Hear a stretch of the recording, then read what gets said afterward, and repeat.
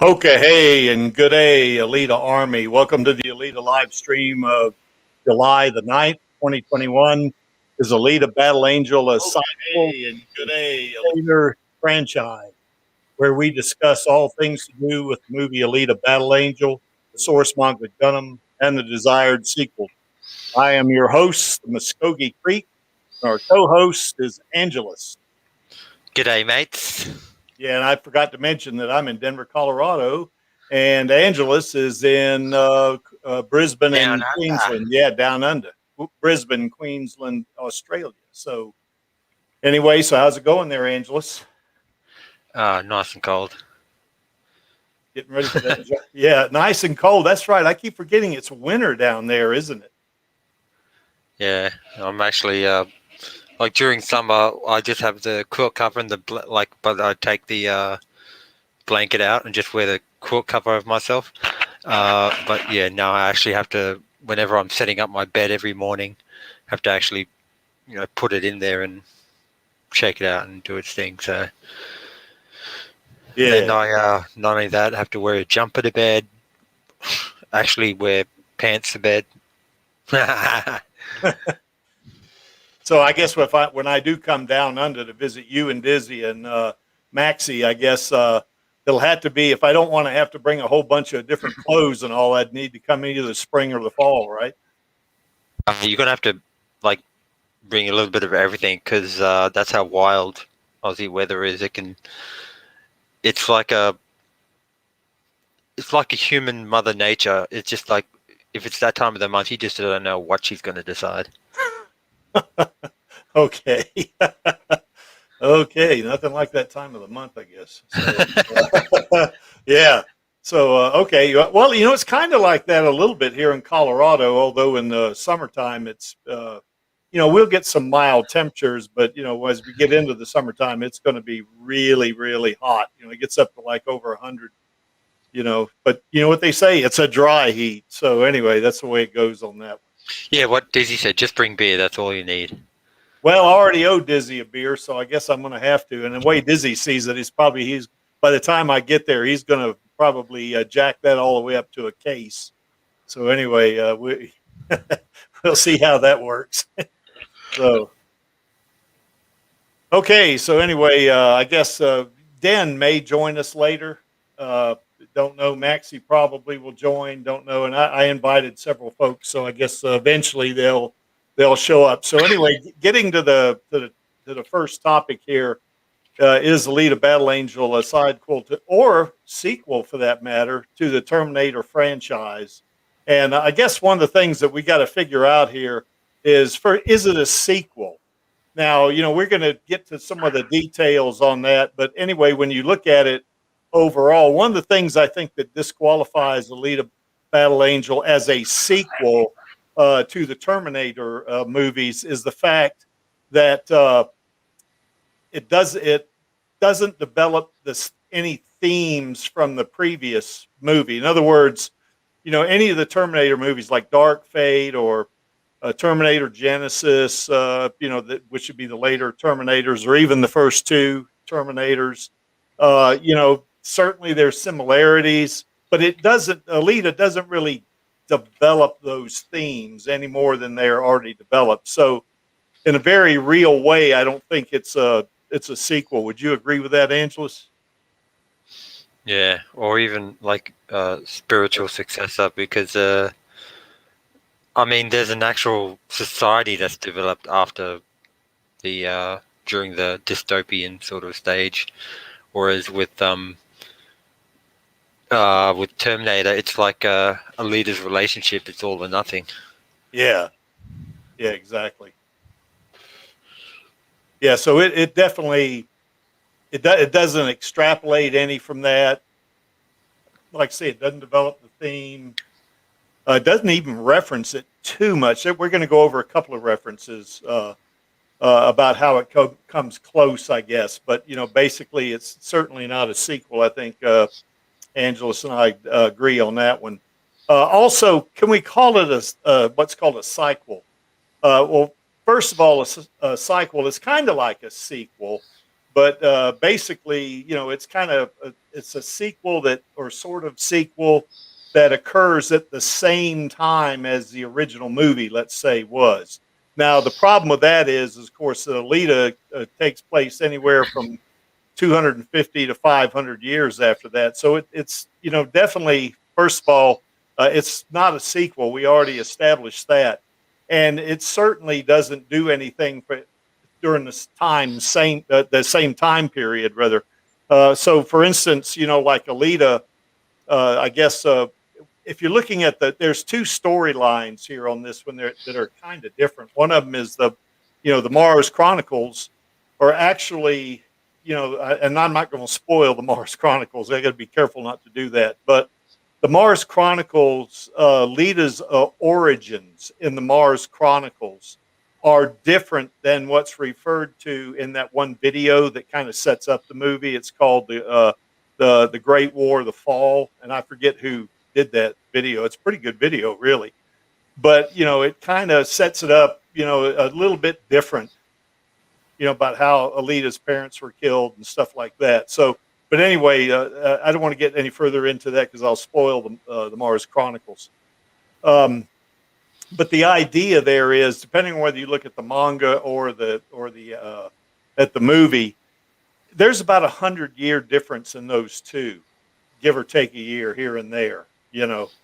But I think the technology, in Alita Battle Angel, at least what it's supposed to portray, is in advance of current day or that kind of thing, kind of like the Terminator movies do. Now, obviously, in Alita Battle Angel, a lot of that technology we see today because they were so put on, that that the folks that lived on Earth because of that war, they were scrounging for anything they could get. So a lot of the technology looks very much like today because they just didn't have the capacity to manufacture, new products, new machines, new computers, whatever. I mean, obviously they had that there, but that was mostly up at Zalem and up in Jeru, the Star City. So,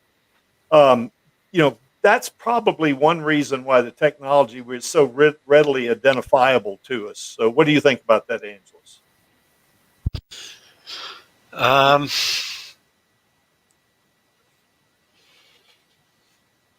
don't know.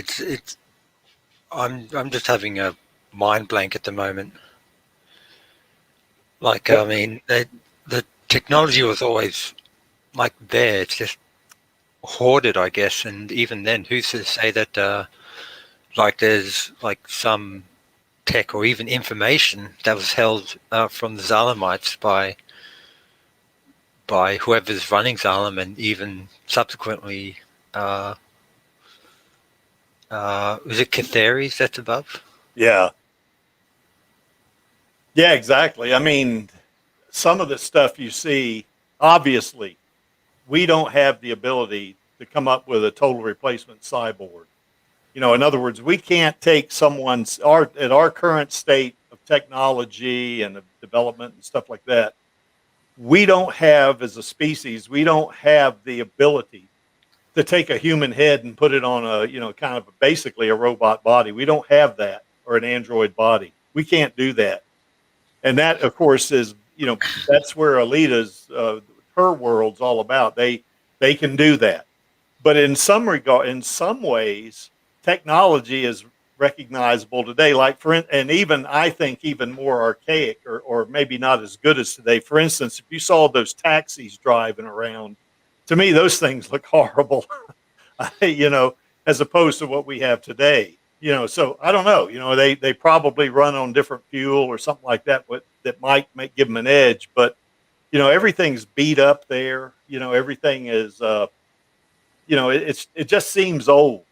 In a lot of ways, I think. And that's probably due to the war. Okay. What do you think, Angeles?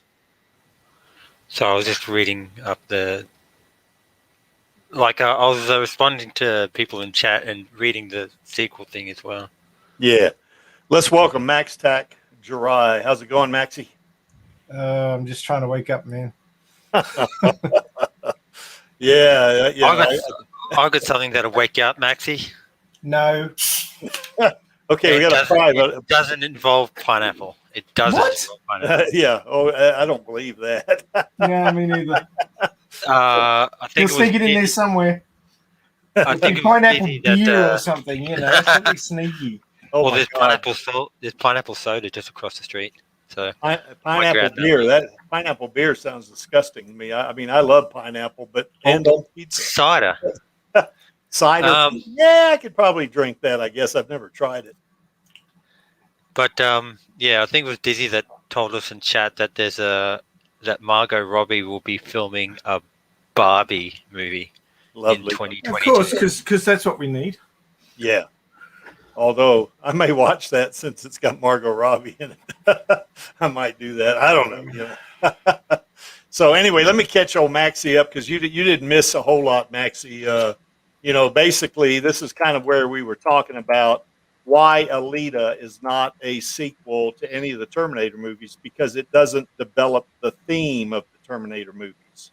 You know, it goes on a separate arc, you know, or a separate, you know, storyline and that sort of thing. Is this a tenuous link with the hand in the first scene? We're getting there. We're going to get there on that one. You know? Yeah, we'll get there on that one. So don't get way ahead of me now, Maxie. Way ahead? You are way scene, ahead of me. dude. It's the first scene. How can I get way ahead? Well, I've we're been not prequel there yet. territory. Yeah, hey, you were Americans. We're always behind. But anyway, and it's also not what's called a sidequel. In other words, you know, certainly it's not a sequel. We established that, but it also doesn't occur at the same time, you know. So not only is it not a sequel, it's also not occurring at the same time as the Terminator movies. But there are some similarities that we're going to get to. Oops, I didn't want to do that. So anyway, Maxie, that's kind of where we are right now. You know, that's as far as we've gotten. You know, we've determined that it's not a sequel and it's not a sequel. So your thoughts? After he unmuted himself. Yeah, after he unmutes, that's right. I'm unmuting myself for what now? Sorry, my son just stuck his head in the door, so I see. Yes. So anyway, your thoughts about it, about Angelus and I saying that Alita is not a sequel or sequel to any of the Terminator movies. Well, no. Most of the Terminator movies in modern day, they reference the future, but they don't occur in the future. So yeah, that's right. Yeah, that's also true. Yeah. Yeah, that's right. It's just anywhere from 1984 to today. That's where the Terminator movies are. Now they do have some flash forwards in, you know, in 2029. You know, when Kyle Reese was running from that hunter killer, I guess, and that giant, you know, killer, that thing that was hunting humans. It looked like a giant robot. You know, that kind of would remind you of Den just a little bit, although Den wasn't a robot, obviously, but you know. So, but yeah, it did kind of go in the future up to 2029, but that's pretty much still current day. It's, you know, it's not way in the future. So, okay. So anyway, yeah, go ahead. I was going to say, is Den not a robot? Because I thought he was. He was just linked with Chaos via that psychometry or whatever. Like I thought, like the actual physical body of Den has no flesh. He's just a mechanical, like mechanism, but like when Chaos's personality got split, or I forget how it's explained. Like that other half went into Den's body in a way. I don't know how. But. Yeah, I think, and you know, maybe you and Maxie can correct me on this, but I think Den did house at least some of Chaos's consciousness. Is that right? At least that's the way I kind of read the manga. The manga. So what's your thoughts on that? Either of you? Like that's how I thought. Like via psychometry, that's how. Yeah. He was sort of, you know, Dr. Jekyll, Mr. Hyde, sort of split apart as well. Yeah. So I don't think he's pure. I don't think Den's purely a robot. I think he's He's closer to Android, maybe. I don't know. That's a good question, though. So psychometry is the gaining of knowledge from items, Yes. basically, be it skills or information, just like history or what have you. So I don't know that the psychometry was the way that the Den robot was being animated by the dark side of chaos. I think But it he was was more being that animated, device. It was. I think that what was happening was Chaos's psyche was being split by that device that was in his chest, and the dark side of it was being projected into the Den robots, because there was more than one of them. Remember, one of them got trashed, and then he showed up in a new one. Yeah. So there was more than one of them. And I think there that's was a side story about another one. Yeah. I can't remember exactly. Yeah. But yeah, I think it wasn't so much the psychometry. I think it was more the device in his chest was splitting his psyche to sort of like the more lawful side and the chaotic side, and the chaotic side was being transmitted to the devices that were the chaos. Sorry, the Den robots. Yeah. Yeah, but I was wondering though, was Chaos's at least part of his consciousness was in Den? Is that not? At least that's the way I interpreted it. But well, remember at one point, Chaos. Oh no, Chaos. I don't think Chaos's consciousness was in Den, but certainly Den's consciousness was in Chaos, because he took him over at one point. Yeah, that's what I meant. Yeah. Anyway, okay. Before we go much further, I want to do a shout out to Ash Blackwin. He actually gave me an idea for a video, and I uploaded it yesterday. So it's the video of Alita sailing, So anyway, and the music behind it is Christopher Cross's Sailing. So anyway, if anybody wants to go see it, go to my YouTube page. But or hear it. You can see it and hear it. So anyway, thanks a lot, Ash. I appreciate it. Okay, so anyway, all right, we've established that. I guess the first thing, is that, ES1. Now, this has nothing to do with Terminator, obviously, but just to put things in a timeline here, and there is some kind of a link, but we'll get to that. There's more than one, actually. But ES1 was started in 1957. That's when Sputnik went up. And yes, you guys, the Muskogee Creek was alive in 1957. So I was a little kid, but anyway. I was going to say, how old were you? Yeah, I was 8 years old, when that happened. So, and I remember how everybody in America, I was just a little kid, but I remember how everybody was afraid of the Russians when that happened. I do remember that, but that's pretty much all I remember of it. So. And actually, my father actually bought me one of those plastic models of Sputnik to put together. So that was pretty interesting. I don't know whatever happened to that thing. 60-something years ago. So whatever. No telling where that thing is now. But anyway, yeah, that's when I guess you could say all of these events, have started. Or they're linked to 1957, ES1 on the, what does that E and S stand for, Maxie? I'm not sure I can remember that. Now you, this should be one of the questions for the trivia. I know. Oh, sorry about that. Then don't answer it. You don't have to. But what I am going to do is go look it up now. So, but anyway, that's the first year, and that's kind of a reworking of the calendar and that sort of thing. So, and then of course after that happens, we got, in 1984, the Terminator, Arnold Schwarzenegger, shows up, in Los Angeles, and he's there to kill. I think it's era of space. I think era of space. Yeah, I think that's what it means. Yeah, yeah, that rings a familiar note there. Yeah.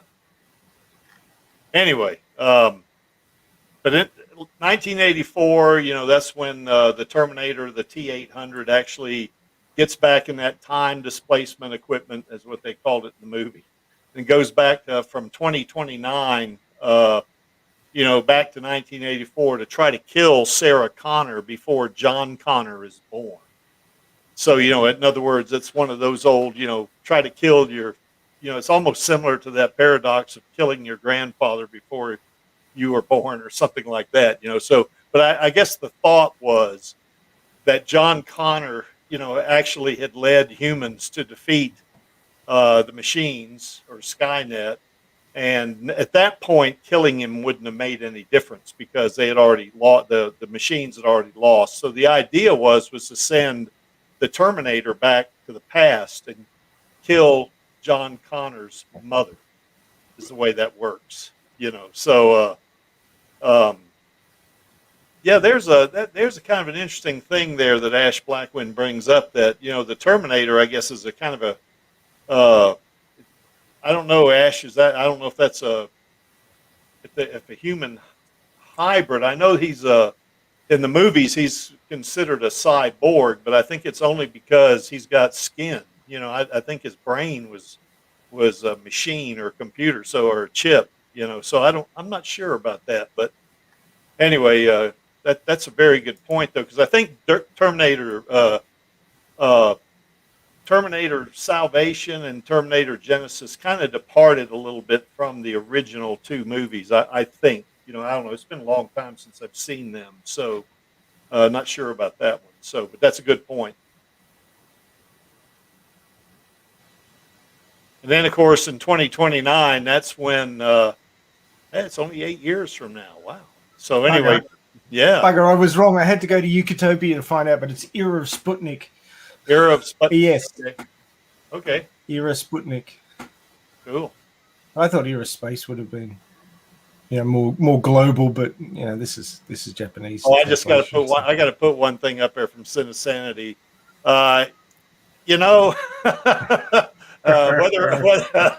Whether I'm immortal or not, that's debatable, of course. Not very much, but no, I've never transferred my consciousness to another body, so I don't know about that Cinesanity. It's coming. The time's coming.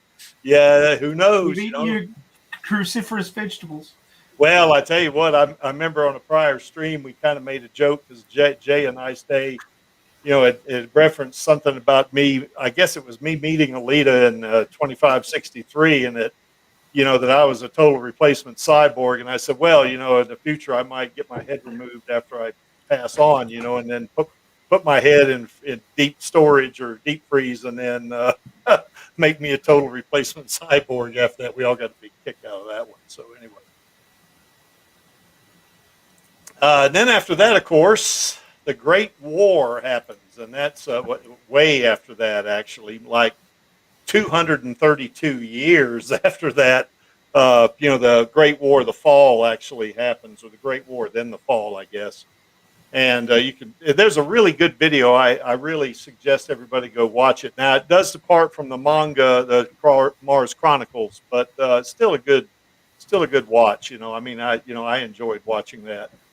And then, of course, Alita, is part of this timeline here, and she's in the military, and they actually have that big battle on the moon, and then after that, they come to Earth and they attack the 12 sky cities, and they take 11 of them down, but Zalem stays up, and that kind of thing. And then, of course, Alita's captured, and it kind of this kind of, I guess, it kind of diverges from the manga too, so I don't want to go into that too much either, because I don't want to spoil the manga, or the Mars Chronicles. But according to that, that video, Alita's captured and she is thrown off of Zalem. Now, I guess the end result is the same. In the manga, Alita is thrown off of Jeru or Catherias, so. And she ends up in both cases in the scrapyard. So that's not a big giant spoiler right there. So, but anyway, she lays there, and that's that's how this comes into being right here. She's in the scrapyard, and we've had streams in the past that said, how did this happen? Well, one of the things that the reason why she's able to survive the fall is, she had a special solution that was, uh, and Maxie, you or Angela, see either one of you can kind of correct me because if my memory gives way here on this one, but her her brain cells weren't, packed with water, but packed with some kind of not polyurethane, but some kind of not even glucose. That'd be sugar, I guess. But but with a more resistant to damage type of material, which preserved her cells, and then of course her brain survives because she's got that small, time stasis field, that's protecting her brain. Her heart or her core is protecting her brain. Plus, I guess those nanobots are also kind of pitching in too, I guess. And, and she's able to survive for all that time. And she's in kind of like a very severe standby mode, where, the power levels that, that she's going to be consuming is going to be way down because it's like being in a coma, I guess, sort of. Anyway, is that what your understanding is, Angelus and Maxie? Well, you're kind of mixing the manga canon and the movie canon together. Yes. With your description. Yes. We don't actually know, like from the manga, we know what happened to Alita's body because it's been shown in panels. Yes. But it's still a mystery as to what exactly happened between her running up the tube and hanging off the tube and, finish the mission, destroy Xylem. That was the last thing we know of what actually happened to her until she was found by Ito. So that intervening, 300 years or whatever it was, the what actually she went through, I mean, there's multiple possibilities. She may have been in storage in Xylem for all we know. Nova may have captured her. She may have just taken a random plasma blast and had her body blown off, and the rest of her fell to the scrapyard and just lay in the rubbish being turned over until she ended up on the surface. Luckily, at the moment that Ito walked past hundreds of years later, we don't know exactly what happened. That's part of the mystery, which hopefully the when the sequel gets here, we'll find out. But hopefully they'll do one of those flashback type things on that, because I got some of this information also from that wiki fan page, fandom thing, that was kind of conjecture on that thing too. So yeah, you're right. We don't know exactly what happened to her, but Yukito has decided in the manga what happened, but the movie universe it's still in an the unexplained series of events. The manga, I don't want to spoil the manga. The manga does tell us, but the movie, just from what I've seen in some of the videos and in that fandom page, is slightly different, and how manga tells us twice in two slightly different ways, but anyway. Exactly. So so somebody's got to pick one. I suspect that the trial and execution version is the canon one. Yeah, I get that sense too. That she is captured and that go through that. So. And I think actually, it says the war started in 2261, but I think, I'm not, we don't know for sure either, but I think she was captured in 2263, I think. But who knows? Well, it would have taken Mars a bit of time to press their attack across the solar system, Yeah, exactly. And of course, she went through training and all that. So, which has, been my, my thought is that, her being 14, I think, is the wrong, of course, depends on what body she's in, obviously, but her brain being 14 years old when Ito finds her, I think is incorrect. I think it is incorrect. He presumed incorrectly. The body was more of a 14-year-old. Yeah, exactly. I think her body was more like 18 or 19 is what I'd say 19. Yeah. Yeah, that's my feeling, because in that one, now this is a different source, but in that one video, that really good video tells about the war, the fall, how she was 17 years old when she was transferred and went through training. So if it took 2 years from that to the point that they actually attack Earth and then attack the moon and attack Earth, that's 2 plus 17 is 19. So, but we don't know for sure. So, that's one of those things, I guess. Any additional thoughts about that without spoiling the manga? Well, just to say that certainly in the movieverse, things are up in the air still. They haven't explained what happened, and there's been a few good theories that have been circulating, which I quite like, but none of them are more likely than another. So Yeah. There's no prevailing theory, as it were. Yeah. Jay, a nice day. I mean, I've mentioned this also in a prior stream. He also has a really good video of the timeline, and it's more of a manga based timeline, but it's also a very enjoyable video. I also recommend folks go watch that. So go to Jay a Nice Day's page and you'll find it. Those theories, though, would any of them still? How should I put it?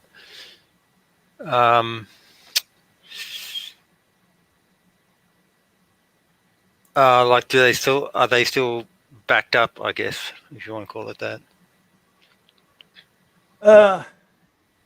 You mean are they confirmed by other sources? No, for Maxi. Oh, okay. Like Sorry, repeat the question. If you wanted to voice those theories that you were talking about, that you said none are more like ahead than the other, then like do any of them at least have more credence or like more like precedence than the other, I guess, for like a better not term. really. No, I mean, like there's no information that would suggest that any of them are more correct, which is why I said there doesn't seem to be any prevailing theory. Yeah. I mean, the theories are she was in the scrap for 300 years, but a lot of people go, nah, she wouldn't survive that long. I mean, that she would be buried underneath it all. But then in the novelization, it's actually the prequel novel. Pat Cadigan talks about churn, which is the scrap pile being turned over. Yeah. So that happens slowly but surely. So stuff from the bottom gets brought up a lot now, and then people go, "Oh, her head would have been damaged and wouldn't have been any skin left on it at all if she was under all that junk and rah rah rah." And yeah, they could have a point, but I mean, there's always voids and stuff in those sorts of things. So yeah, exactly. Anything's possible. But then the other theory is that she was captured by Nova and kept in storage up there, and he was torturing her and doing experiments on her, and then he wiped her brain and placed her down there for Ito to find.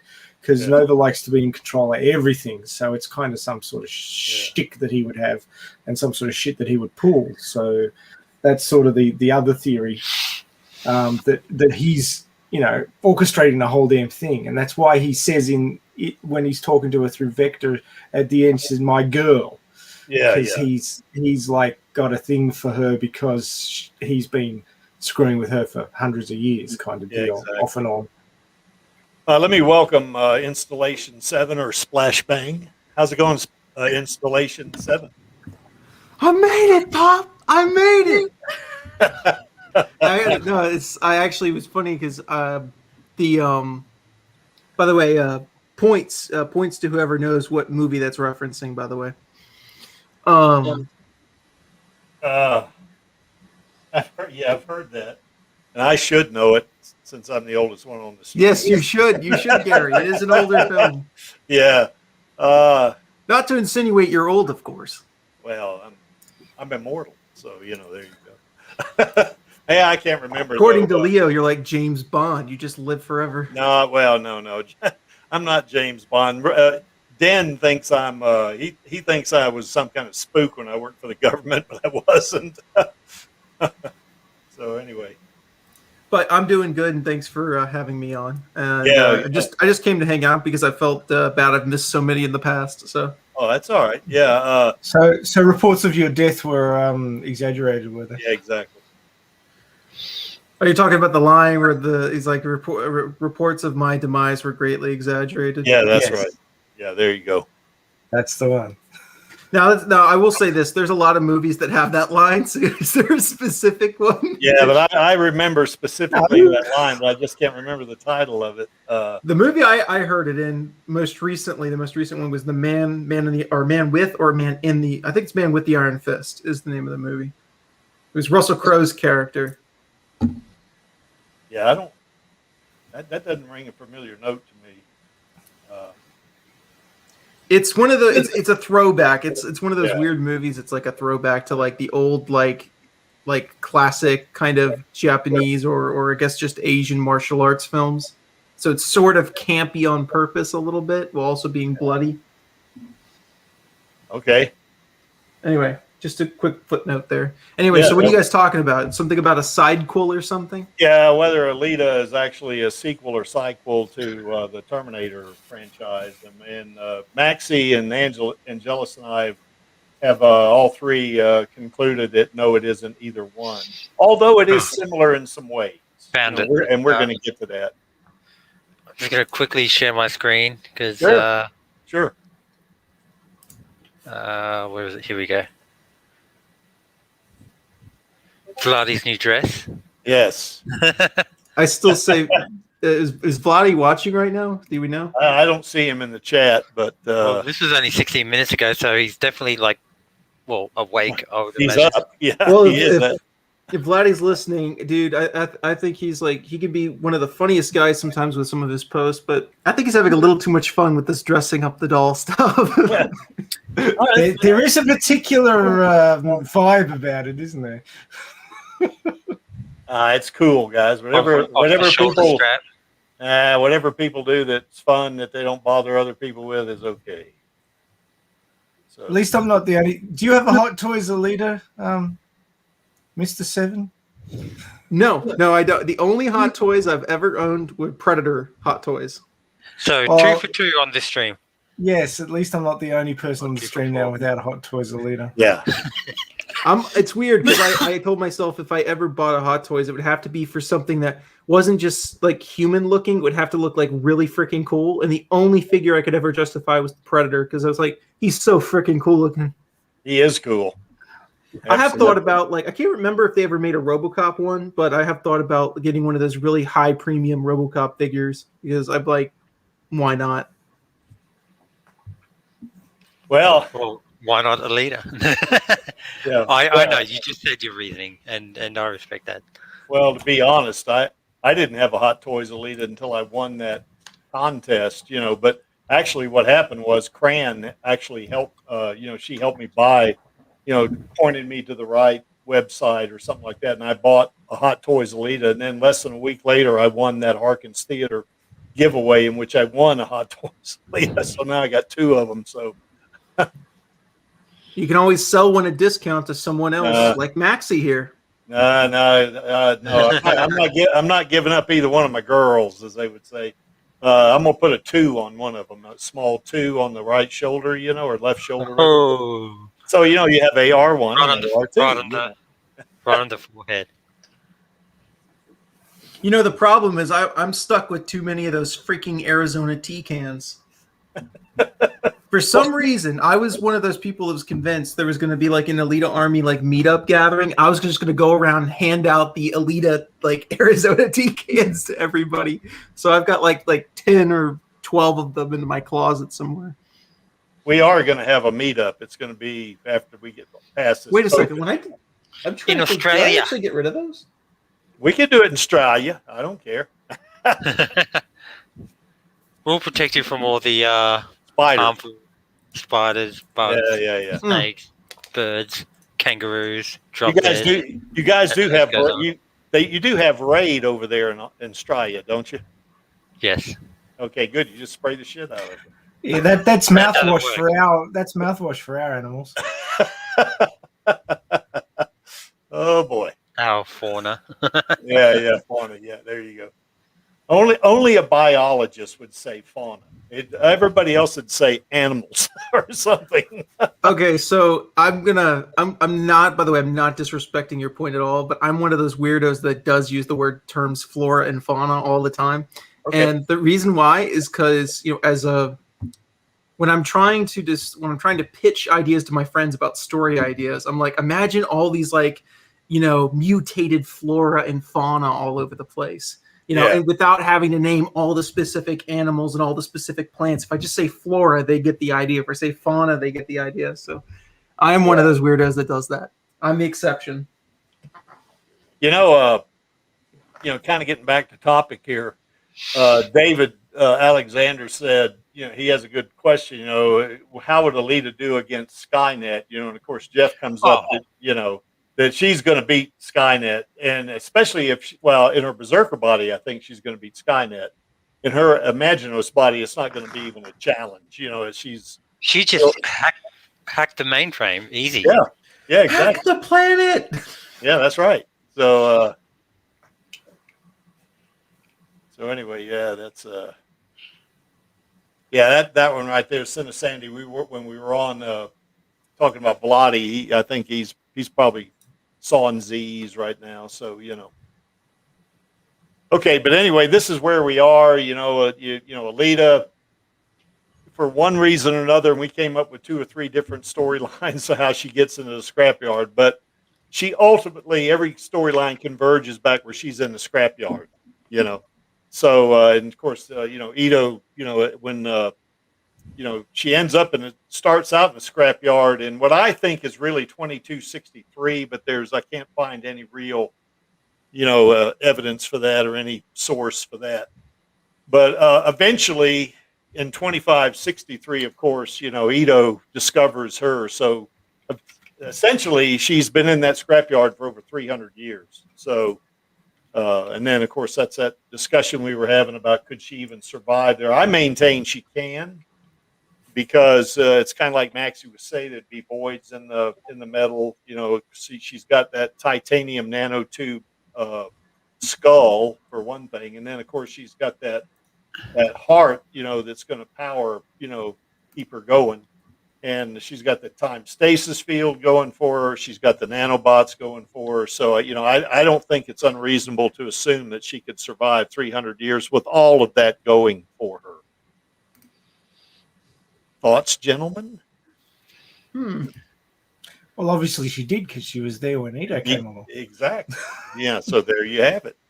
I guess the question in some folks' mind, though, was it 300 years or not? And I say, yeah, it was. It was 300 years. And of course, that's mentioned in the movie also. So yeah, it was 300 years.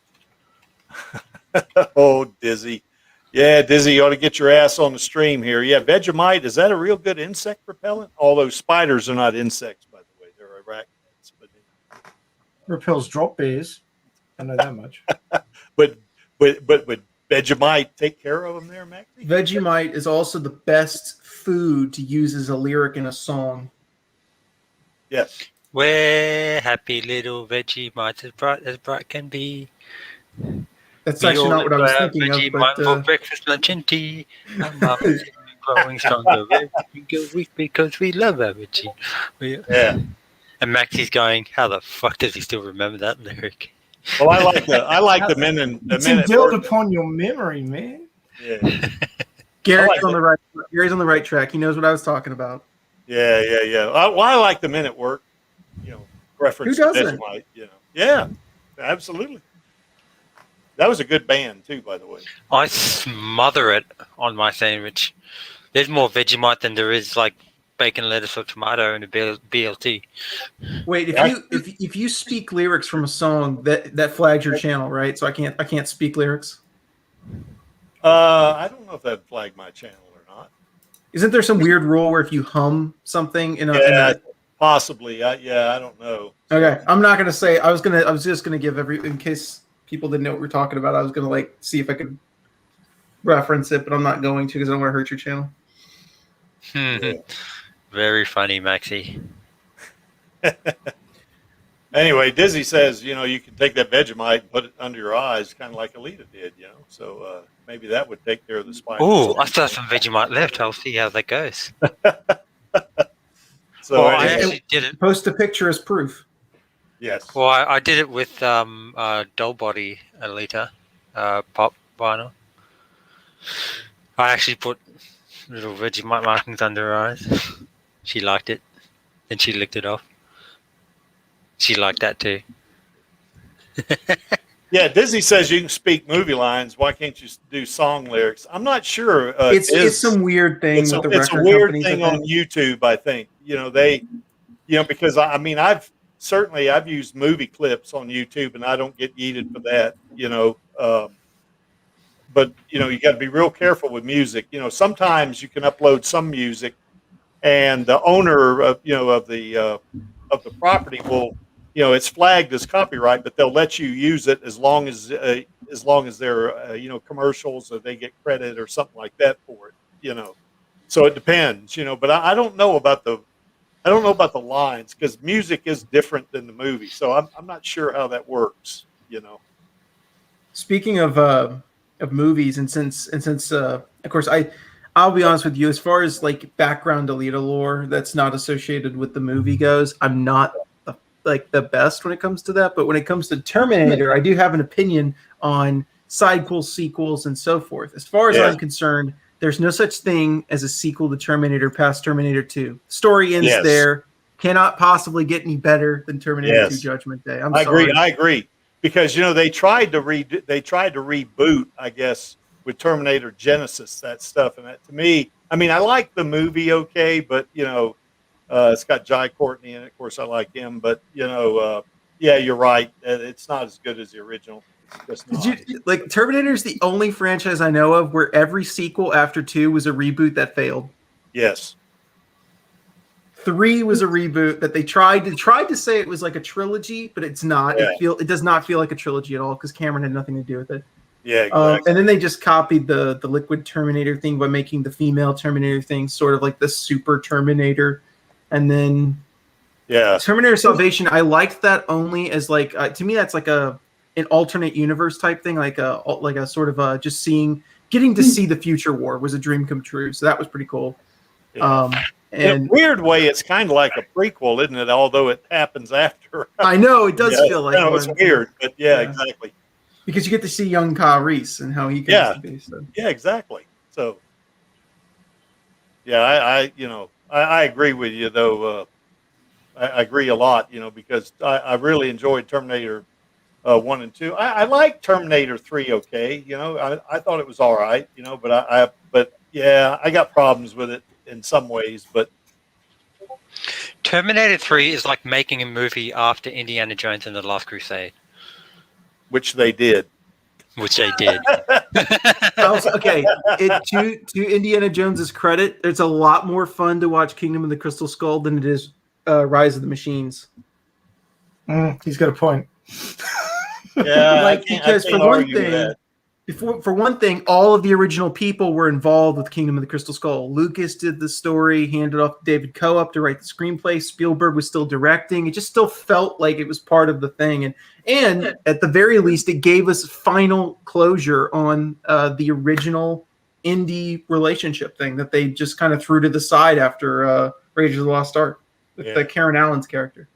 By the way, I've read somewhere that they are wanting to revive. They want to do another Indiana Jones thing, They're filming it right now. Oh, are they? Yeah.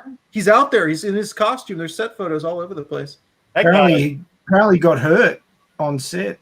Yeah, I'm sure he did. He's really old. So, I mean, but that's his favorite character. So he's not going to let anyone else play that character. Yeah. If they had to wheel him in on a wheelchair, he would play Indiana Jones. I never got how he could dislike Star Wars so much, but yet another adventure movie that's just as crazy, he could love so much. Like he freaking loves Indiana Jones. Like that's like the one thing he I think of all his roles, that's his favorite probably. Based off of the reactions I've seen of him, like in the interviews and when he talks about it, he's very, very protective of that. So anyway, I think they had to put it on hold. I think is what Dizzy's saying because that's what I heard. That they had to put production on hold for a bit because What happened to him? I don't know. I just heard he got injured and they had to put all the shooting on hold for the time being. Because I've read he likes doing a lot of his own stunts. He did do many of his stunts on Yeah. Kingdom of the Crystal Skull, as many as they would Yeah. let him do. Yeah. He did, but there were, of course, this time around, I'm sure like Disney put in a hefty insurance policy, being like, "Yeah, you're not allowed to do this, this, and this." Dizzy turkey. Yeah, What's concerning me is I saw the whatchamacallit, they're putting face markers on his face, so I'm not sure if there's going to be a lot of flashback sequences where they're going to de-age him to look like young Indiana Jones, or if they're literally going to de-age him for the whole movie. And if that's the case, I'm not sure that's a good idea. Yeah, well, the problem with that is old people don't move like younger people. Speak for yourself. They learn that the hard way. Well, there's always an exception, so that wouldn't have to be creaky. But yeah, I don't know too many younger people can lift 815 pounds, but we go right by that. Yeah, that's a good point by Ash Blackwin. He says Terminator 3 and Salvation they were kind of off the rails a little bit. I agree. Although I did enjoy watching Terminator 3, but because Arnold Schwarzenegger, I like him, and I like that girl in it too. So, so I'd watch it for that, I guess. But Amelia Clark. Yeah, I'll be honest with you. I wish they'd given her a better script because I think she could have been a really good young Sarah Connor. Yeah. It's always like whenever they bag actors and actresses, it's always like never their fault. Like 99% of the time, and yeah, Dizzy. I can still move pretty good. I'm, not as good as probably a 20-year-old, but I can still do pretty good in this department. So anyway. And remember, Dizzy, you don't have to be the fastest runner on the field. You just have to be faster than the slowest person. That's right. That's exactly right. Unless that bear or that tiger or whatever is really hungry and wants to eat too. Now you got to be faster than two people. So, yeah. Okay, I guess we see that Alita, is actually revived in 2063. Now, this is to Maxie's point from a while ago. Gary, you're not going to start this stuff about the hand, are you? Well, yeah, I am actually. That hand is the Terminator hand. Yes, I know. Yeah, it was a deliberate prop drop. Yeah, that's right. Yeah, so you could make the case Easter egg. Yeah, exactly. But I think maybe it is I don't think it's a sequel, but I think it is a throwback to it. I think you can even make the case it's in the same timeline, even. So just many years in advance, I guess. But that is definitely the Terminator hand. But I remember the first time I saw this movie, I saw Alita Battle Angel. I saw that hand and went, oh, crap. I was kind of expecting the Terminator somewhere, but it didn't happen, Well, it looks like it's Ito's hand, where that is positioned. Yeah, like he's got a glove, but he actually throws it down and all that stuff. Yeah. So, but it's kind of interesting. If you think about it, the only, and I'm not advocating this necessarily as being a reality about Alita. I kind of like it being its own thing, but yeah, if you want to play with that idea, let's not forget that the true, again, I'm going to say it again, the true Terminator sequel, the only sequel, Terminator 2, really its ending sort of throughout the whole movie, they bring up this concept of alternate timelines. Yes. And it's just all these different realities sort of being in existence at once, and that there's sort of like when you alter one flow of time, another one sort of just spits off and exists elsewhere. That's sort of like, it's never outright said, but it sort of is hinted at heavily in the context when you go back and watch it enough times. So if you wanted to play with that idea, you could always say, oh, what if one of the alternate universes way down the line turned into this? And I mean, you could play with that idea. I don't think it would go that far because all you've got to go on is a Easter egg drop of a hand and a few other little subtle nods here and there. Yeah, but I would say though, it's kind of neat to think of it as maybe being one of many, branches in many timelines, because that's kind of like you were saying, like Terminator 2, kind of raised that possibility, So maybe, maybe Alita Battle Angel's one of those timelines. I mean, possibly, So, still not a sequel, though. I agree with that. So anyway, Jeff says, does this mean the Terminator hand was in the same universe? Well, yeah, I don't know. I mean, it's kind of like we were talking about. It's fun to play with the idea. I think it's more like an alternate timeline myself. Uh, there's supposed to be an infinite number of universes, right, Maxie? I mean, you know this. So maybe this is one of those. I don't know. And maybe people just like dropping their old props in the movie. Old props that they had sitting around the house into movies to get people talking on live streams about it. Yeah, yeah, exactly. You don't reckon James Cameron, had that prop and he told Robert Rodriguez, "Hey, put this out there." I expect that is exactly what happened. Yeah, I think so too. I think Rob got a package in the mail and he opened it up and it was a Terminator hand and there was a message saying, "Chuck this in the scrapyard somewhere and have Ito pick it up." Yeah, that's well, you know what? Since Alita and the Terminator, this is movies, this is fantasy. Why not? Well, they did have a RoboCop reference. Cameron just probably went, chuck this in and give it a Terminator reference instead, because it's another one of Cameron's movies. And since he's the producer, it's like Rod goes, "Yeah, sure." Now, I didn't see any RoboCop Easter eggs in Alita. Is there any? I'm not. No, in the manga. Oh, in the manga. Okay, yeah. Okay. Oh, look, there's Lost in Space references. There's Alien references. There's the black Disney's The Black Hole because Maximilian's sitting in Ito's basement. There's all sorts of references. So it sort of goes with the territory in the manga, though. Yeah, in the manga. Yeah, not in the movie. Yeah. Where else would it be? We don't really see Ito's basement except for a shot of him walking up the stairs. Yeah. So beyond that. Well, with all that in the manga like that, boy, that really opens up some possibilities for what James Cameron could put in the sequel, doesn't it? I mean, he can have a lot of fun with that. Maybe that's a good way to get him to do the sequel or to encourage him to hurry up with that because, hey, you can put all your stuff in there.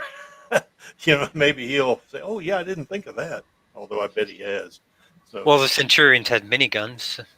Yeah. Well, yeah, but miniguns are a minigun though is not actually that gun's not a minigun. That gun is huge. A minigun weighs about 50 pounds, I think, or something like that. That gun weighs 600 pounds. So I guess it's actually a rotary autocannon. Yeah, or a Gatling gun.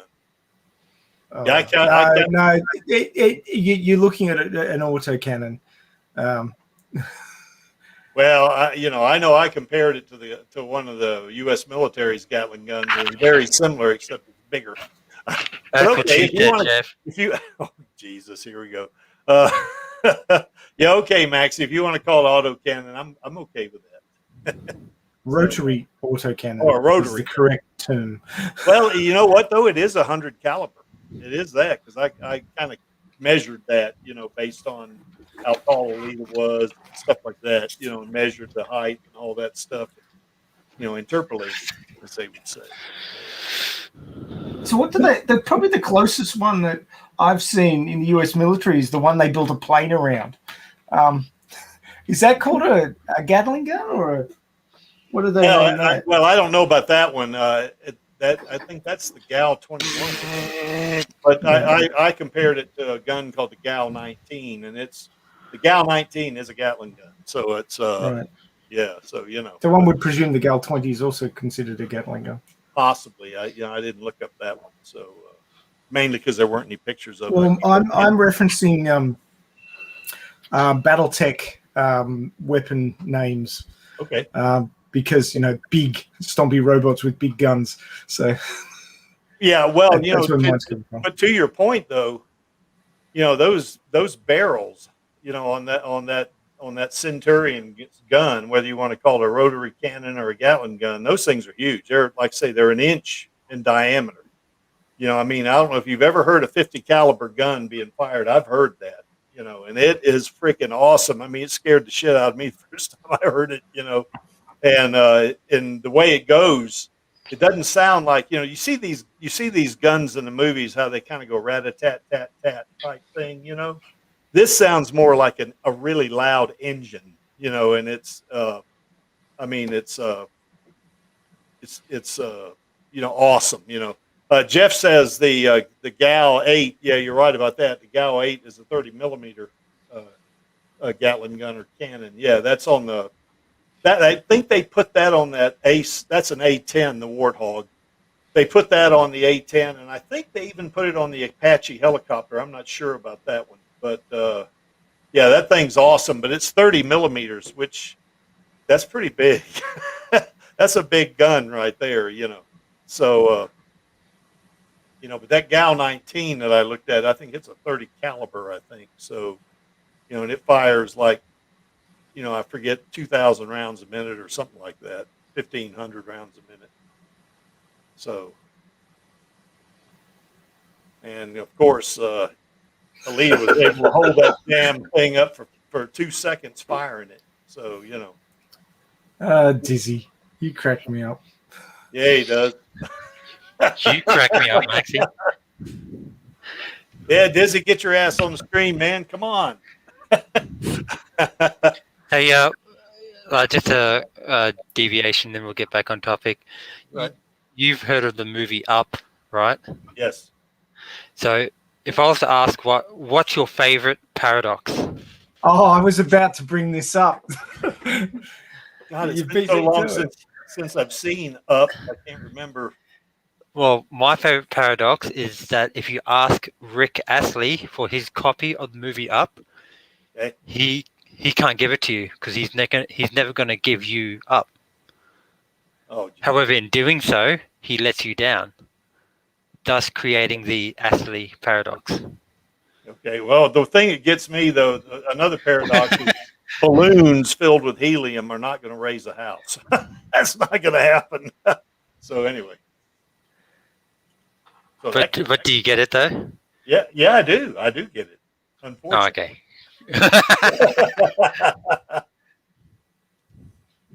Okay, well, anyway, I guess we kind of beat that up long enough, I guess. So, yep, the Creek thinks that in some way, Alita Battle Angel is connected to Terminator in a very loose sense. That's just my thought.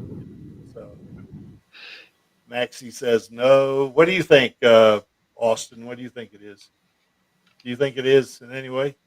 I have to fix my mic. Give me 1 second. Okay.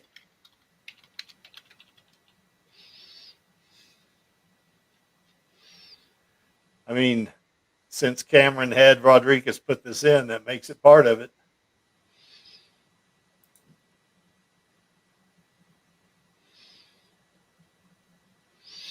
Unless she combines Panzerkunst with a energized Damascus blade, maybe that's enough to deflect a 50 cal.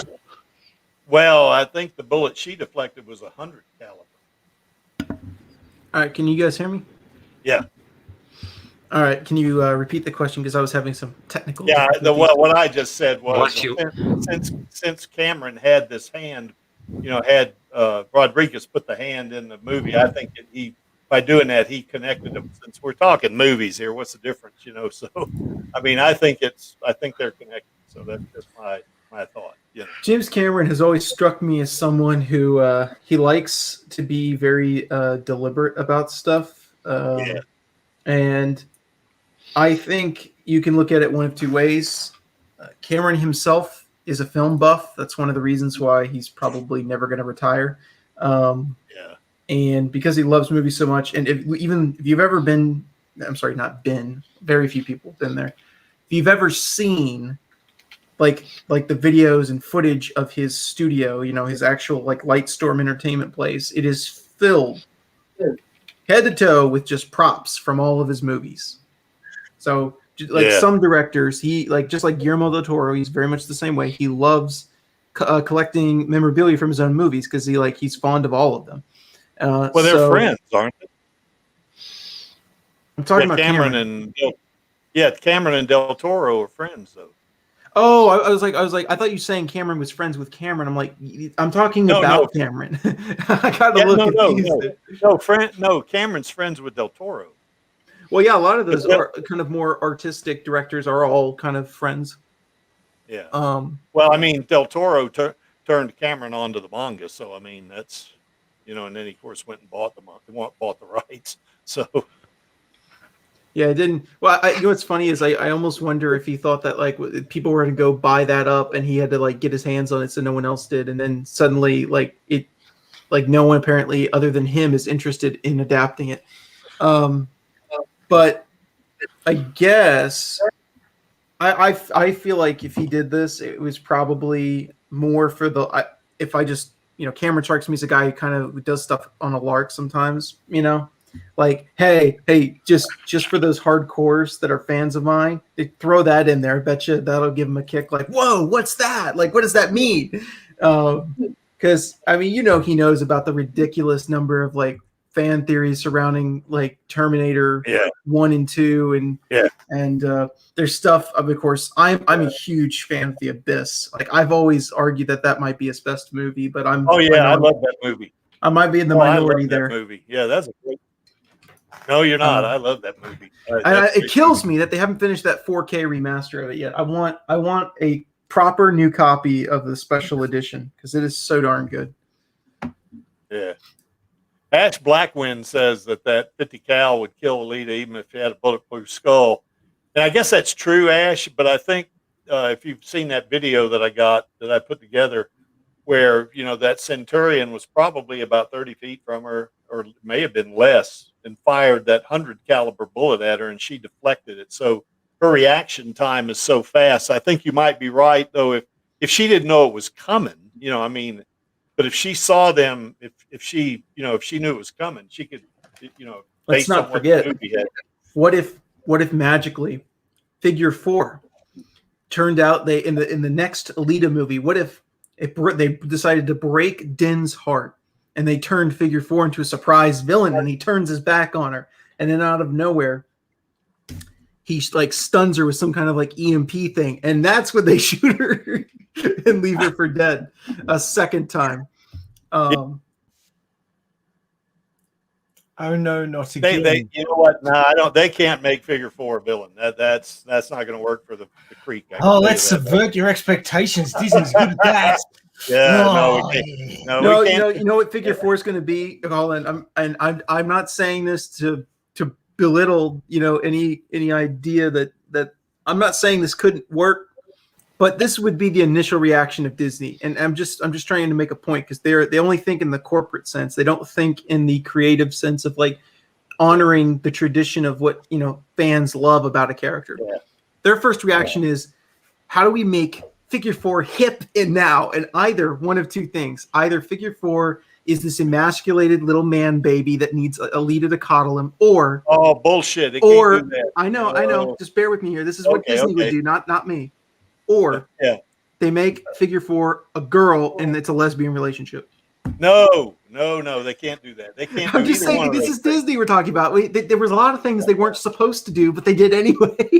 Yeah, I'll tell you what. He's directly translated Japanese name is Figura, which sounds a little bit female, doesn't it? Well, yeah, but I mean, I'll tell you. Or you have him turn around and say, "Oh, I don't like girl robots," and walks off. Well, bloody. I'm not into himself said that the females. Having cameras was like having a Terminator watch your back against the studio so that he had free reign. So I doubt that'll happen at all. Yeah, figure and Chaos will have a boy zone thing. Well, I could see them setting up the movie where they're kind of like competing for Alita's affection. I can see that, but of course, I think. But we don't do that in 2020 something, Creaky. Oh, why not? It's all got to be subversion and different and stuff. Oh, this goddamn political correctness shit. No, I tell you what, I'm socially conscious person, but they need to keep that shit out of the movies. There's a time and a place to there's a time and a place to make statements, and it's not Yes. in escapist entertainment where people just want to forget about the daily life, and they want to go into a movie theater and want to sit down. They want to eat their calorie-rich popcorn with their calorie-rich soda, and they just want to watch something on the screen and relax with their family or friends or boyfriend, girlfriend, or whatever for just an hour to 2 hours. Is that so much to ask? No, it isn't. It isn't so much to ask, and they should do it. But anyway, I guess we can get off our rants here. But yeah, I apologize. You guys got me fired up there for a second. I was like on a roll. No, it's okay. No, I agree with you. That they can't let this happen to our girl. That can't happen. That's we got to stay true to the manga. I've said that on several streams. You know, I mean, I don't mind if they diverge from it a little bit. You know, I mean, certainly you do that. You know, movies can do that, but they can't totally change. I actually went into the very first viewing of Alita, expecting it to be different in some way, shape, or form, and in like more than just a minor capacity. So I was pleasantly surprised when they like stayed so true to it the way they did. Like, yeah, well, fuck. Well, yeah. Well, when I saw Alita the first time, I hadn't even read the manga, so I had no idea, you know. But I thought it was a good story, you know. So anyway, it wasn't until I read the manga that I, you know, said, oh yeah, it is pretty close, you know, or somewhat close, you know. I mean, they stayed true to the theme, I think, you know. So, and that's what they got to do with the sequel. They got to stay true to the theme, overall theme. You know, they can't make Figure 4 some little 5'3", you know, shit. They can't do that, you know. So anyway.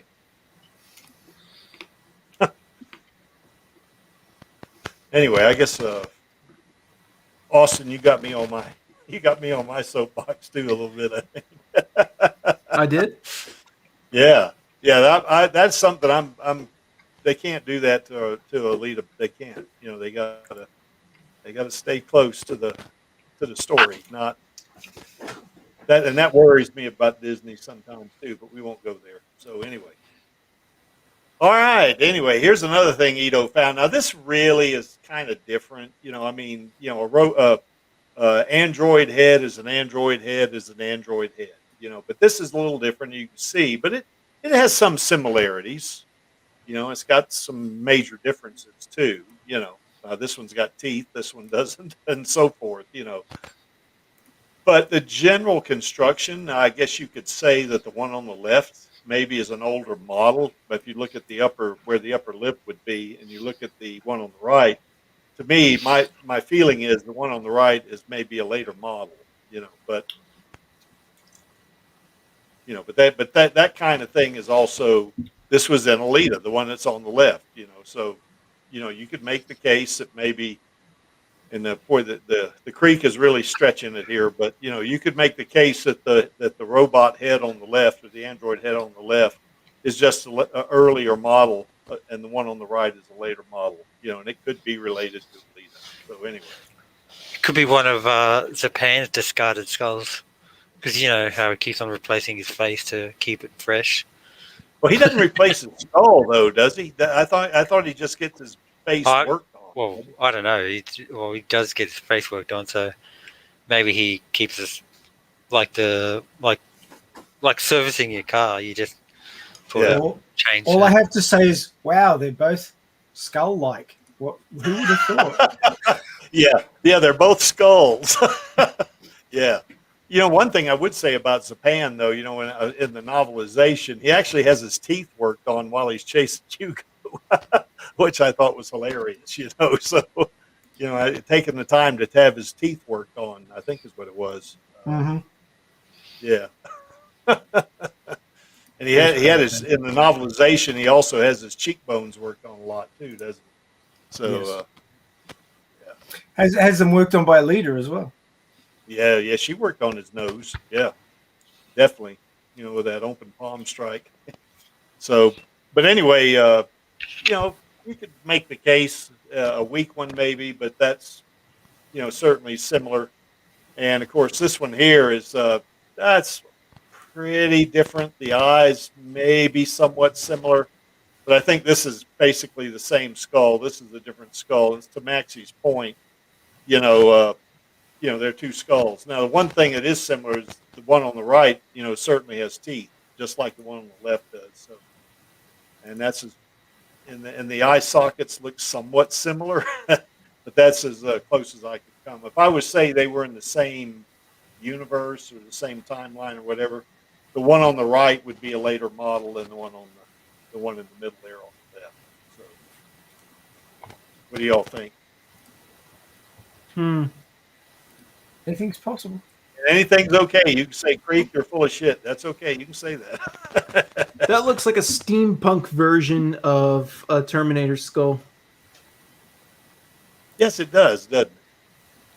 Yeah, and the reason I say that is because Terminator's certainly always does. used something that's supposed to look like very cyber, very futuristic technology. This looks to have like a lot of gears and little cranks and grinds and stuff that you would see in old kind of like Victorian era steampunk technology. That's sort of futuristic, but you know what I mean. I think you guys understand what I'm trying to say. Yeah. So. Yeah.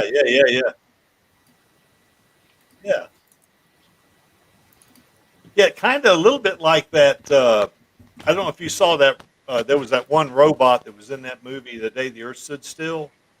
That robot, back then in the 50s, that looked ultra modern, but you look at it now, it's like, oh my God, that thing, that thing is a bad prop or something, so.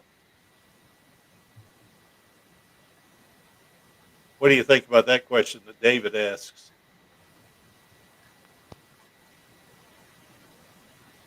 I don't know much about Mortal Engines. I'm asking anybody. Mortal Engines had a lot of, shall we say, engineering problems. Okay, yeah, I don't know anything about it, so. Oh, it's a sort of a rollicking sort of steampunk fantasy movie. It's mainly it's entertaining, and there's just the whole concept of cities that can roll around on the ground is a bit far-fetched. There's a couple of. I think I do remember that. Yeah, the big London. The big city. Yeah, it looked London like London was like little hamlets. Yeah, it's almost like a combination between a huge tank and an aircraft carrier with a city on top of it, right? Yes. And they were attacking this other city that was land-based or something. Mm-hmm. I did see that. Oh, well, yeah. At the end of the movie, they do attack. Yeah, at the end of the movie. Yeah, that's right. Yeah. So you've watched the show, have you? Yeah, I have, but it must not have made much of an impression on me. Well, the number of movies that I've seen is not insubstantial, but it was one of those ones that wasn't particularly memorable. It just didn't really have anything that stood out. There was like set pieces that were like, yeah, I can see why they did this, I can see why they did that, but it really just didn't stand out. Their big schlock was these cities that roamed around, and it really just didn't sit very well. It was a bit too fantastical. Yeah.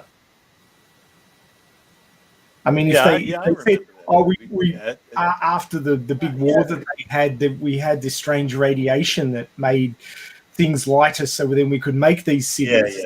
We used this strange radiation and imbued the city with it, so we could move around. I'm like, yeah, I could follow that. There's a reasoning for it, but the problem of the cubed rule of mass makes it impossible for you to have a city that weighs that much that can move around without some way of I'm having trouble though. I'm having trouble envisioning London. Well, I'm having trouble envisioning London on wheels. Yes, London is freaking huge. I mean, I don't know if you've ever been to London. I mean, last time I was in London, I was on Fleet Street, and Fleet Street is big. And it's only a little teeny part of London. So, it could just be like a very large tank, and they just name it London like they do with ships. They name it after famous cities or people or places or events. So, you never know. Well, their excuse for why they had to put cities on wheels and move them around was a bit bullshit. Their comment about coming across to the continent, I mean, the bloody thing's too heavy to be supported by those tracks anyway, logically. And then somehow they got it across the water. And I'm just like, or you're pushing shit well, uphill. if it went across a vertical slope. Well, if they got across the English Channel, that's deep. I don't know how they'd get that some bitch across the English Channel. Exactly. Well, maybe I don't know. That thing's deep. maybe the bottom of the city sort of like turns itself into the ship's. Is it the keel that they call it, or they create a keel to make it float? It's just too heavy, man. It's just too heavy. It's Too heavy to be supported by those tracks. So, they just so sink the into the Titanic, earth. you get like cruisers that float. No, there's a displacement principle. Go to YouTube and look up the displacement principle, and it means that yes, you can have things built of steel which will float, just like you can have things that are tons and tons heavy that will fly. But the megatons of city that thing would not be able to be moved around on tracks. It just wouldn't. The engineering is not functional in our reality. I guess the only thing I could think of is maybe that wasn't the entire city. It might be piece of it. Well, no, it wouldn't be the entire city, but even just looking at the size of the thing, and compared to how big people are, there's no way. I mean, sure, you could make something and put it in, like build something in space that was that big, in sending it up in small bits. I'm sure that Elon Musk could do it, but rolling around on tracks on the Earth, no. But you just sink into the ground. There's just no way. Yeah, the material on the wheels wouldn't hold it either. No. There's actually a few YouTube videos talking about that, which do it far more eloquently and engineering-like than I do. But I'm just paraphrasing it. But that movie just didn't really hit the spot, unfortunately. Well, I watched it, I do vaguely remember it. It didn't make much of an impression on me, but I guess it was okay, entertaining. But no, I'm not going to watch it again for sure. Ash Blackwin, evidently, he kind of liked the cyborg story in it. So that guy was, yeah. Remember, we talked about space truckers once. Remember that? Oh, yes. Yeah, the guy with the hand, the fingers, or whatever the thing was, those things were. Space truckers had a guy with a ripcord penis. Yeah, well, there was a lot about him that was weird, but anyway. So anyway, here's this is out of Terminator 3 right here. So anyway, I guess I like Terminator 3. I agree with Austin. I don't think it's a true sequel to 2. I think it was somewhat entertaining. I kind of enjoyed it. I really like the girl in it. She's cute, but Kristana Logan. Yeah, and she has a plasma weapon. Now the creek is really going out on a limb on this one. Now there's a lot of plasma weapons in movies, so anyway. But I guess you could make the case that this is the forerunner of Alita's plasma weapon. Although in this case, this plasma weapon right here is more of a cannon. I think it's not it's not something that she controls like Alita controls her plasma weapon. So. But she's cute, so I kind of like her. So. She's also a third my age. I think I've worked out how you've managed to survive so long, Creaky. It's the power of woo. Yeah. Yeah. Yep. So Alita has all the ooh. Well, our girl's got good ooh-woo, doesn't she? I mean, Angela. Yeah, Angelus keeps reminding us of it, but yeah. So. Rosa. Say again? Rosa has all the ooh-woo as well.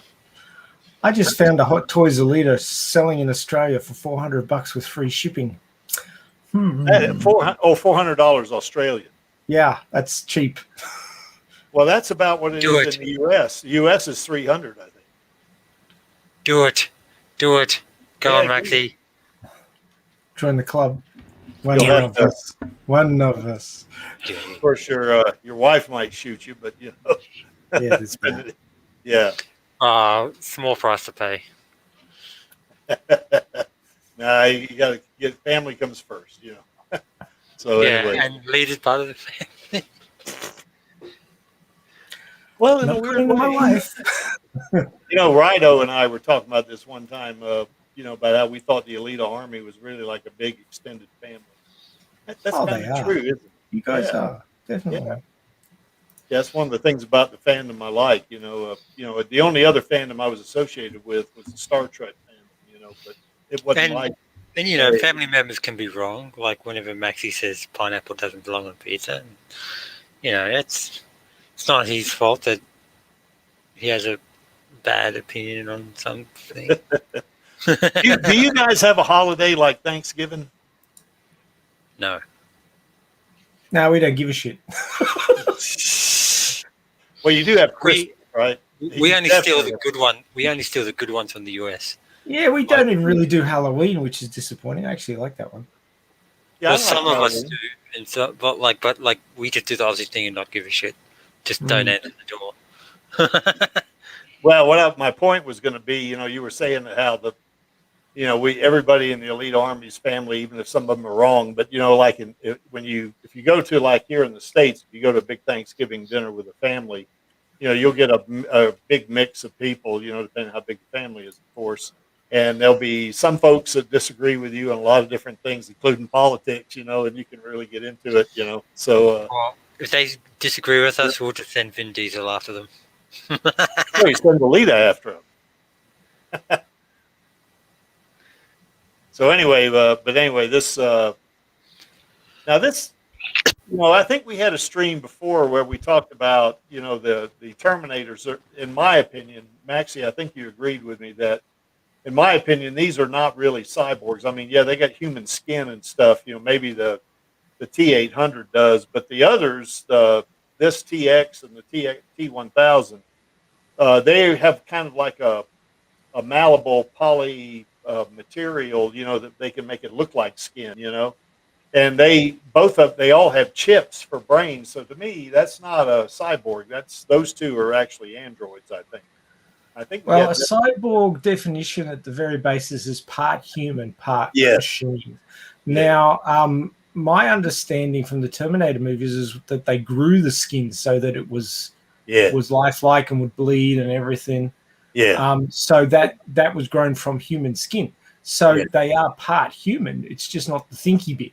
Well, that's the T800 though. What about the T1000 and the TX? They've moved right away from that. Yeah. Yeah, exactly. So I think they're more androids than they are cyborgs because they don't have any human, you know, tissue at all. So, which is a shame when you see that girl there. But anyway.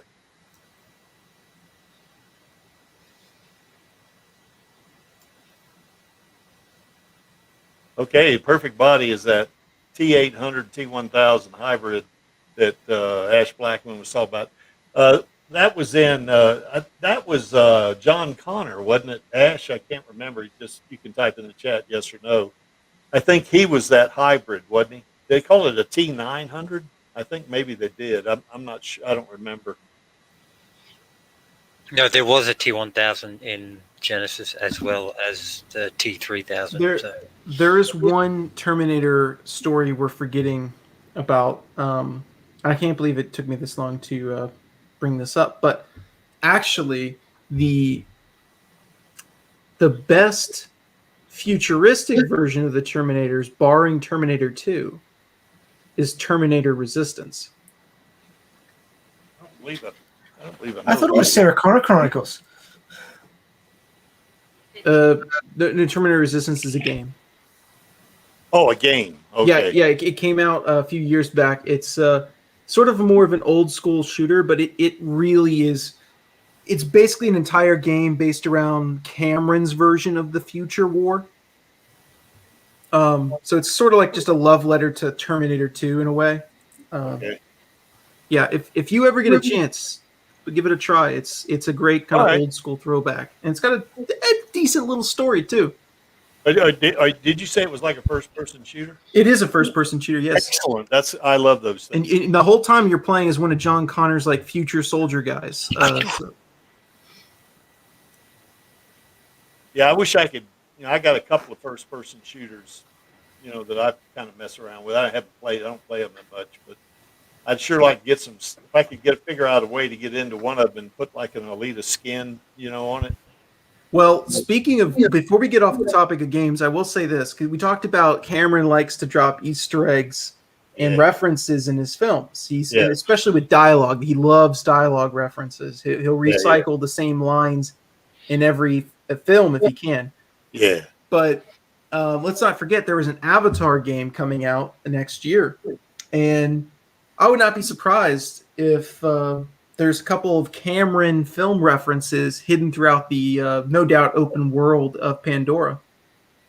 Okay. Video games are notorious for doing you would not believe the random Easter eggs that appear in some of the games I've played that are completely not even connected to the world of that game. They just throw them in there for no reason. You don't reckon that Cameron would put an Alita Easter egg in? I'm just saying I'm not going to rule it out because that is going through his company to get when Ubisoft's doing it. It's going to have to get a creative approval from him. So I would not be surprised if he asked them, like, hey, can you throw in a few references here and there, or maybe they come to him and be like, hey, do you mind if we do this, or this? And he'll probably be like, oh, that's fun, do that. Yeah. So anyway, Ash Blackwind thinks that the T800 is combined with the T1000 in Genesis. Yeah, but I was wondering. I thought I read somewhere that they called that a T900, but I don't know about that, Ash. Maybe you can look that up. So. Yeah, Terminator Genesis. I like that movie. Okay, it was all right. Like I say, I like Guy Courtney. I think he's good. But of course I like Arnold in it. Arnold's going to be he's going to be pretty good in just about anything he does. But, at least in my opinion. I kind of like Arnold as a parody because that's what he is in most of his movies. I mean, Last Action Hero, Commando. That's parody. Oh yeah, I love those two movies too. Yeah, yeah, those Over are the top. That is definitely over. Especially that Last Action Hero is way over the top. Well, the Last Action Hero is just poking fun of other movies. That's all it does. Yes, that's right. Yeah. They even had what's his name on there? The guy that played the T1000, didn't they? Yeah, he had a cameo. David They Patrick. walked by. Yeah. They walked by, and the kid was like, "Don't you notice that guy?" And like Arnold is the detective. He was like, "Who are you talking about?" Because obviously it wasn't the same reality as the Terminator, but the kid. And let's not forget, it's got the Basic Instinct woman in it, Sharon Stone. She walks out of the station too, and he literally looks at Arnold, and he goes, but that's, and he goes, come on, let's go. Yeah, that's a good imitation there, Austin. Or I think the funniest one was when they went into the video store and said Sylvester Stallone is the Terminator, and Arnold says like that. Oh yeah. He says that's the best movie he's ever made, or something. Yeah, he kills that role. Yeah, or something like they said something. Oh, I might actually there's the one that got me the most was when they're outside the mansion, and all of a sudden Arnold has a smirk on his face, and he turns around, he starts walking toward the car, and he says, "I'll be back," and he goes, "Ha! I bet you didn't know I was going to say that." Yeah. And he's like, he goes, "Of course, that's what you always say. It's sort of like your thing." Yeah, and he says, "I do." Yeah, that was funny. That movie is just a love letter to Arnold Schwarzenegger. That's all it is, really. Well, he actually called his character. We're getting way off topic, I guess, but that's okay. He called him Brown Swagger too. Remember that? Yeah. Yeah. Yeah, that was funny. I really enjoyed that movie. That was a lot. I've only seen it like once, I think, though. So maybe twice. I like that the bad guy has a glass eye and he keeps changing it. Yeah. To different things. That is one of my favorite movie villains ever, by the way. I love the movie villain in Last Action Hero. Yeah. And the music was good too. Yep. Yeah, it was. And people forget it was directed by the guy that did freaking Predator. So Yeah. It was like an all-star. It wasn't just like a B movie. It was an all-star cast of people putting that movie together, and nobody cared about it for years. Wasn't that Tina Turner at the beginning? I loved- who said, I loved her "Don't from go to the governor" get-go. or something. I think it Sorry, was. what? Wasn't it Tina Turner, the first one where he walks up to the guy and kicks him in the crotch? He said, like, "Don't go, the governor's on his way." Maybe. I think so. I don't remember that. It was near the beginning where it goes like, "Slater, last time you dealt with a hostage situation, people lost their arms." And he goes like, well, he just throws his badge at him. Here it is. Then he walks up to the guy trying to negotiate. He says, "You want to be a farmer? Here's a couple of acres." Then he kicks him in the groin and he rises like 4 feet off the ground. Okay, I don't remember that one, but okay. That was from Last Action Hero. Okay, all right. There's a lot of random scenes in the police station that just come out of nowhere. Well, now, Danny DeVito had a voiceover part in that too, didn't he? He had he played that. What was it? The animated thing, right? It was a cat. Yeah. Yeah, the animated cartoon like tiger thing. Yeah, that's right. Yeah, good flick. So anyway, getting back on topic here. Of course, we could, kind of discuss these guys here, but certainly the franchises, particularly with Arnold. Arnold, I guess, since he does have human skin, I would say he's 1% cyborg or 1% human, rather. But I mean, that is the kind of a similarity. I would say, though, in the other Terminator movies, some of those other Terminators, they're actually androids, I think, mostly. So, and of course, what we were talking about the sidequel, that they don't happen at the same time. So, Alita takes place anywhere from 200 to 500 years, in the future. So that's a big difference. But the big positive side of this is James Cameron. I mean, he's had a heavy hand in all of it, and of course that's why all of those Easter eggs get put in there. So and why the stories can have those references. So. So anyway, thoughts?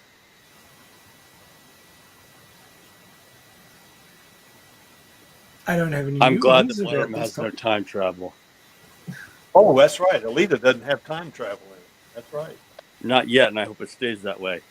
Yeah, I'm not a big fan of time travel.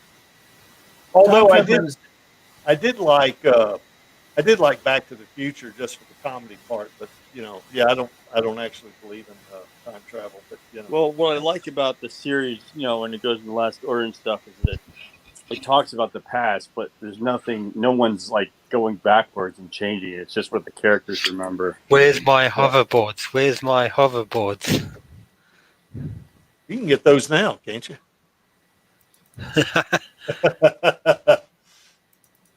Well, we've got motorized wakeboarding segways. cool. It's just Where's my I'm flying not that car? good at it. Yeah. Where's the flying car? Where's my self-adjusting clothing? Good question. Well, Where's the That's hair what- dryer? Right, that's right on the edge of the pool. that's what stretch jeans are for, aren't they? Where's my holographic billboards? Yeah. That would be cool. I want those true 3D TVs. I don't mean just like what you see, what we have today, but holograms, that are maybe a foot thick and several feet wide or whatever. Oh yeah, I mean, as long in order to make that work, you need to shine a laser light into a mist. Yes. So you need you're not a screen so much as a chamber that you look into from above or from the side, where they put a mist into it. They had something like that at this Halo convention thing I went to, where they had a little holographic AI, a female AI figure pop up in this like booth as you entered the area. It was not working the first 2 days, but it worked the third day. They got it working finally. But it was kind of cool when you saw it. Well, the other trick you can make something appear 3D is you have a concave mirror. The mirror is curved away from you, so that the light and the curvature of the mirror makes it appear kind of 3D on your eye. Yeah. You can do that with the Oculus. I have an Oculus, and I've watched Alita on the Oculus, and I've curved the you can curve the screen in the Oculus, and it has that kind of an effect too. Huh. I mean, watching Alita on the Oculus is awesome. I mean, the only thing I think is maybe a little better than the Oculus is actually watching 3Ds. I went over to Standby. I do not stand by. Went over to his place and we watched Alita in 3D. That was really freaking awesome. That was. I mean, holy crap! Yeah, I missed the 3D showings. Something I do occasionally though is I do make old like film trailers and clips into 3D. Just fun to do. For games too. Well, I know I bought a 3D player. I did that. I just got it about 3 days ago, and I hooked it up to my TV. It doesn't work. So you need a 3D TV as well. I told you that. Well, I asked this guy at Best Buy. I didn't buy the 3D player from Best Buy, but I asked him. I said, "Well," I told him what kind of TV had an LG, and he said, he didn't know. He said it might work. He asked me how old my TV was, and I said 2 years. And he said, "Well, it might." But it specifically has to be able to display 3D vision. So if it doesn't say 3D in the title, it's not a 3D TV. It can't do it. Well, damn it. I know this because I had to do all the research for when I got mine. Well, I'm going to have to get a 3D TV now. Well, they don't make them anymore. Well, I'm going to have to get one off eBay or something. Yeah, well, I highly recommend the LG ones from 2016 or thereabouts. Okay. Because you can get 4K 3D ones. They don't display both at the same time because 3D is a what do they call it? 180p. Yeah. 1080p. Protocol. It's not a 4K protocol. Yeah. But you can, I can sit down and go, okay, which disc am I going to put in the player?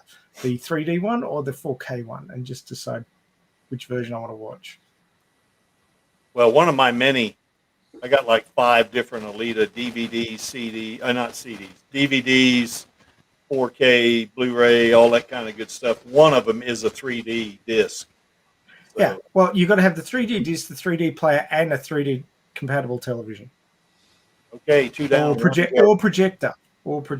Yeah, well, that's what Do Not Stand By has. The projectors are easier to buy than the TVs. And the I guess the glasses too. They're what they call active. In other words, the glasses talk to the projector. No, there's 2 different technologies. There's the active technology and the passive technology. You need to have the glasses which match the technology for your television. So I think it was Sony that did the active, and most of the other guys did the passive. It's just like like I can use the glasses from the cinema, from the 3D cinema, with my TV because it's all passive. It's all the same stuff. Yeah. Well, he has his Do Not Stand By has the active. His glasses, right? And he has the projector. And like I say, it is freaking awesome. And it's so awesome that we sat out there. It was kind of, sprinkling rain a little bit. The wind blew the screen over like 3 times, and we're too stupid we wanted to see the rest of the movie, on 3D, so that's how you can tell you're a real Alita nut, if you're going to sit in the rain and watch the movie. So that was us. There's plenty of people who would. Yeah, that was us. We did that. Or when you're like me and you just want to create a graphic novel animated.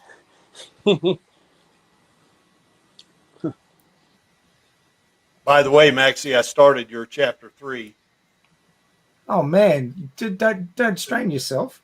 You'll be finished by like 2028. Yeah, maybe. Well, that's his plan, to finish it just as the latest sequel comes out. Yeah, I hope it's not. Holy crap, I'll be damn near 80 years old if that happens. Well, Ringo Starr turned 81 just the other day, so he's got 10 years on you, mate. Yeah, that's true. Yeah. Okay. Well, anyway, it is what it is. So, okay, did we miss anything? We're missing a sequel. That's awesome. Yeah, we are missing a sequel. A sequel. Well, don't worry. I'm still working on that script of the graphic novel animation. It will be done. So Cool. far on the outline, there's 1 out of 8 chapters done. 1/8. So at this rate, it should take me before the end of this year to finish it, and at least edit it, and we can Nice. start voicing it. Chaos, you have a stream coming up on Monday, don't you? Oh yeah, it's an episode of all the fan videos you guys have been uploading, including some of yours. Oh, mine? Everyone on this chat right now. Oh, cool. Mine, yours, Max, or What I do? Matthias. I'm not sure how you pronounce his final last name. Jaya. Jay, a nice day. Yeah. Oh yeah. Yeah, you got to have his. I mean, good God. Yeah. So it's a 25-minute, almost half-hour long, and it's good. Okay, yeah. What time is it? Oh, 6 p.m. You're on.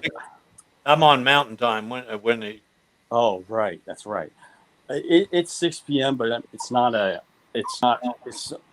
have it set so that we can watch it whenever after 6. Yeah, but I mean, yeah, New York time, because okay, Eastern. Okay, so yeah. in other words, that'll be like 4 here, which is going to be 8 a.m. or 8 p.m. rather, GMT. So Yeah, exactly. yeah, and I think that'll be. Yeah, I mean, Maxie, you and Angelus can work on that. Don't depend on me for time. Nah. So Yeah. So we're missing a sequel. We're missing a damn series. Because I want to see a series too. I want the whole 9 yards. I've said this several times. I want the whole thing. I want not just a sequel. I want at least a trilogy and maybe more. I want a series on Disney, and I want merch. I want all of that. So there you have it. That's what we're missing. I want all the Alitas. Yes. And it wouldn't bother me if the series, if Disney was to put, if hope they do this, but if they wanted to say do a series based on the Mars Chronicles, we lost Chaos. If they were to do that, anime, or animation, that wouldn't bother me at all, as long as it was, realistic. I mean, I don't want to see 1950s cartoon animation. I don't want to see that, but I mean, if it's, more modern technology, I think that'd be fine, especially if Rosa did the voiceover, for Alita. That'd be cool, I think. Well, I've been watching, as I said, a certain collection of animes, certain Magical Index, a certain Scientific Railgun, and a certain Scientific Accelerator. And the animation in the ones that came out in 2019 would be very suitable for an Alita anime, I think. Yeah, Chaos, I might mute you here. You sounds like you're doing dishes or something. Somewhat.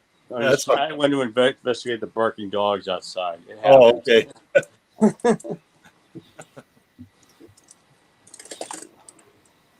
So anyway, yeah, that's I wouldn't mind an animation, for the series. That wouldn't bother me at all. I'd watch it, so. Okay, anything else, guys? Because we're coming up on 2 hours. God, Creaky's actually going to finish a stream within 2 hours. Unbelievable. I'm sorry. Keep talking, guys. believe Keep talking. We can't have that. Yeah, I know. Well, usually my streams go at least 3 hours. So, any last thought about our girl? She's awesome. We need more movies. Yes. And I know we can't. Happy birthday, Rosa. But the animated motion comic thing will look pretty good once you finally get to voicing it. I just need to get all the panels and get it all scripted out. Well, on IMDb, they do have listed Alita 2 as in development. Now, I hope that's a real thing. I hope it ain't some BS. Well, we've discussed that before too, and that can Yeah. mean anything from discussions, Yes. Right. people saying we want to make Alita 2, and Disney going, I think And if that's we all go they're with saying. the comic thing, that would show a little bit of passion, just show that regardless of what the Grinch thinks, we'll celebrate no matter what. Yes. they could be getting what do they call the art that they do when they getting the ideas together? Concept art. Thank you so much. Yes, concept art. So they could be in the concept art phase. They could be in the pitch, proposal, creation phase. Who knows?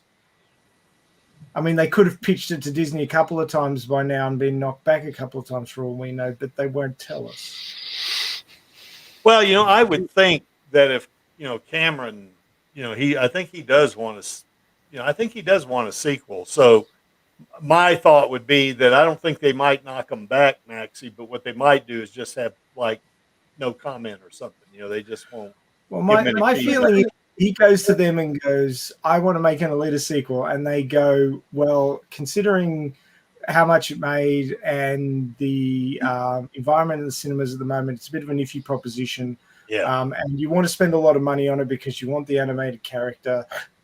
We've already given you $1 billion and you haven't made any returns on that yet. Yeah. How about you make $1 billion off your Avatar movies and then we'll talk about it.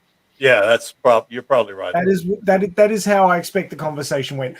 Your line of credit is maxed out with $1 billion, Mr. Cameron. Please return some of that money before we give you any more. Yeah. Let's not forget it's not like Cameron is he only worked on one movie without putting anything out. He's literally filmed nearly 3 movies without putting anything out. So now some of that, by the way, is Disney's fault because I don't know how long it takes Cameron to do digital effects. All I know is that all of the photography for Avatar 2 has been done for like freaking forever. So, and usually visual effects teams at the most maybe take a little over a year to maybe 2 years tops to do like polishing off the visual effects. Yeah, so I can only imagine. True. In fact, Lord of the Rings, the principal photographer for Lord of the Rings was finished in 18 months. However, it took a total of almost 6 years. Yeah. And they released it at a rate of 1 each year to make sure they did all the post-production, all the visual effects that they had to put in. Is Bill Pope going to be? Well, I'm going off of the rate at which the current film climate, like the way they release movies, and if you've ever looked at most of these big blockbuster movies, they usually film something 2 years ahead of when it comes out because it takes about that long to get the visual effects in. And I'm assuming, of course, that they're using Weta for Avatar. Why wouldn't he? He likes Weta. So I would think that the visual effects for Avatar 2 have got to be done by now, or at least close to it. And that they originally was supposed to be done because he was going to release it. It was supposed to be released already. Yeah, it was supposed to be released this year in December.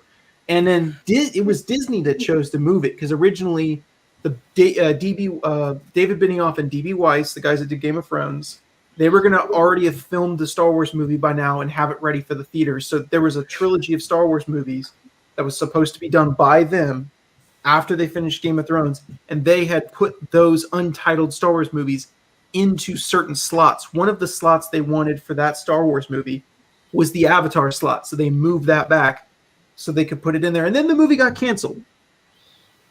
So Avatar 2... And then COVID canceled everybody. Yeah. Yeah, yes, it basically...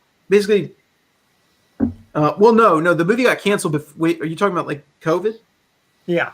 Yeah, it got canceled way before COVID. There was a creative difference between the David Benioff, D.B. Weiss, and apparently Lucasfilm.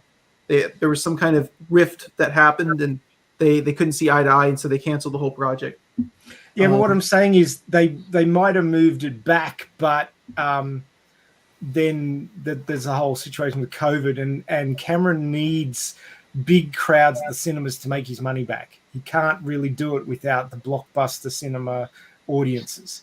So that's why they're trying to wait out COVID so it can actually make its money back. It's not going to do it on streaming. I know Well, one no, thing. but by December of this year, I mean, there would have been enough. I mean, I don't know about where you guys live, but I can tell you there's a storm of people every weekend at my theater, right where I'm at. Like every weekend, as soon as the AMC opens up, boom, it's like the whole parking lot's flooded with people. So, I would hope that by December there's a lot more people going to the theater than there is now. Yeah, well, we're in lockdown here and we can't do anything. So Well, not just that, these things still happen. it didn't do enough to be a priority above, say, Marvel films or Star Wars. And this is without COVID in 2019. That's all I'm saying. Is that I'm not saying I doubt it never will, but I'm kind of acting in preparation as if anticipation, and that's why I decided the motion comic I did, because I'm acting in anticipation of preparing for the worst. It's always good to Well, be prepared. As my father always said, prepare for the worst, hope for the best, and take what you get. That's probably the wisest things he ever said. Well, you know, my thought is that Avatar is going to do very well. Avatar 2 and 3 are going to do very, very well, I think. And when that happens, I think they're going to greenlight Alita's sequel and maybe more, depending on how much Avatar does make. And then, you know, I think the big difference this time over last time is that now we have an army that's going to back her. You know, so I think that'll help. You know, I mean, granted, I don't think there's millions of people in the Alita army, but I think look at all the stuff we've done so far. You know, I mean, Right. I And think motion comic would get some publicity too. So you're saying there's still a chance. yes. But I will just, I guess, leave my last thoughts on this note, which is back to my point, but less about the visual effects and all that crap about Avatar, more on the point of this. One thing that I think we always have to keep in mind is, and this touches a little bit on what you just said, Gary, just a little bit ago. Whenever Avatar 2 does come out, I hope that people understand the gravity of how important the success of the Avatar movie and game are to any of Cameron's properties, and that would include Alita. Yeah. Because if the game bombs, like if it comes out and Ubisoft, which I play a lot of Ubisoft games, sometimes they get it right and sometimes they botch it completely. So it's about a 50-50 shot the game's going to be spectacular, it's going to be crappy. And then on the movie side of things, I trust Cameron, but let's be honest, Cameron's just like any creative person. He's a human being, he is flawed. And if he has no one putting reins on him whatsoever, he could very well put out something that's so artsy and over the top that the massive movie audience is not drawn to it. Avatar 1 kind of was like I use this term maybe too much, but I'm going to use it one more time. It was sort of like a cultural, like, zeitgeist kind of moment where like everybody went to see that because that was like the thing to see. The Marvel universe hadn't happened yet. Star Wars hadn't been rebooted. Granted, the Star Wars reboot didn't really make that much of a difference, but my point is there was a lot less big epic stuff that, you know, people had to keep their minds on going on at the time. It was sort of just like Avatar was there at the right time. The 3D market had really hit a big boom just for a very brief period where there was a lot of movies doing 3D. It was popular for a couple of years there, and Avatar was like the 3D movie to see of all 3D movies. So a lot of these factors, and it's because he waited 12 freaking years, you know, it's so far removed from the first one. You got to hope that there's enough interest from the original people went to see it, and maybe their kids, because gosh darn, it's been that long. They could have had kids by now. Hopefully their kids will find it interesting too. And if you can get that massive like cultural thing of where everybody is like, we have to see this movie, then I think Avatar 2 and 3 can be very successful, and hopefully that will lead to more of Battle Angel. Yeah, and I think another thing that worries me too is that, you know, the marketing for now Fox had it, you know, and of course they were being bought out by Disney. But you know, if they screw up on the marketing of this, you know, we would have a replay of what happened in 2019. I mean, I hope that doesn't happen, you know, because I've said this before. You know, when I saw the first couple of trailers, it didn't grab me. You know, it just wasn't. it just didn't really hold my interest at all. And Weta hadn't finished their effects. Exactly. So the way I see it is that whoever did the marketing blew it. That's the way I see it. That we can't let that happen this time. Now, hopefully, we can do a little of that, but we're not professionals. We can't do that marketing.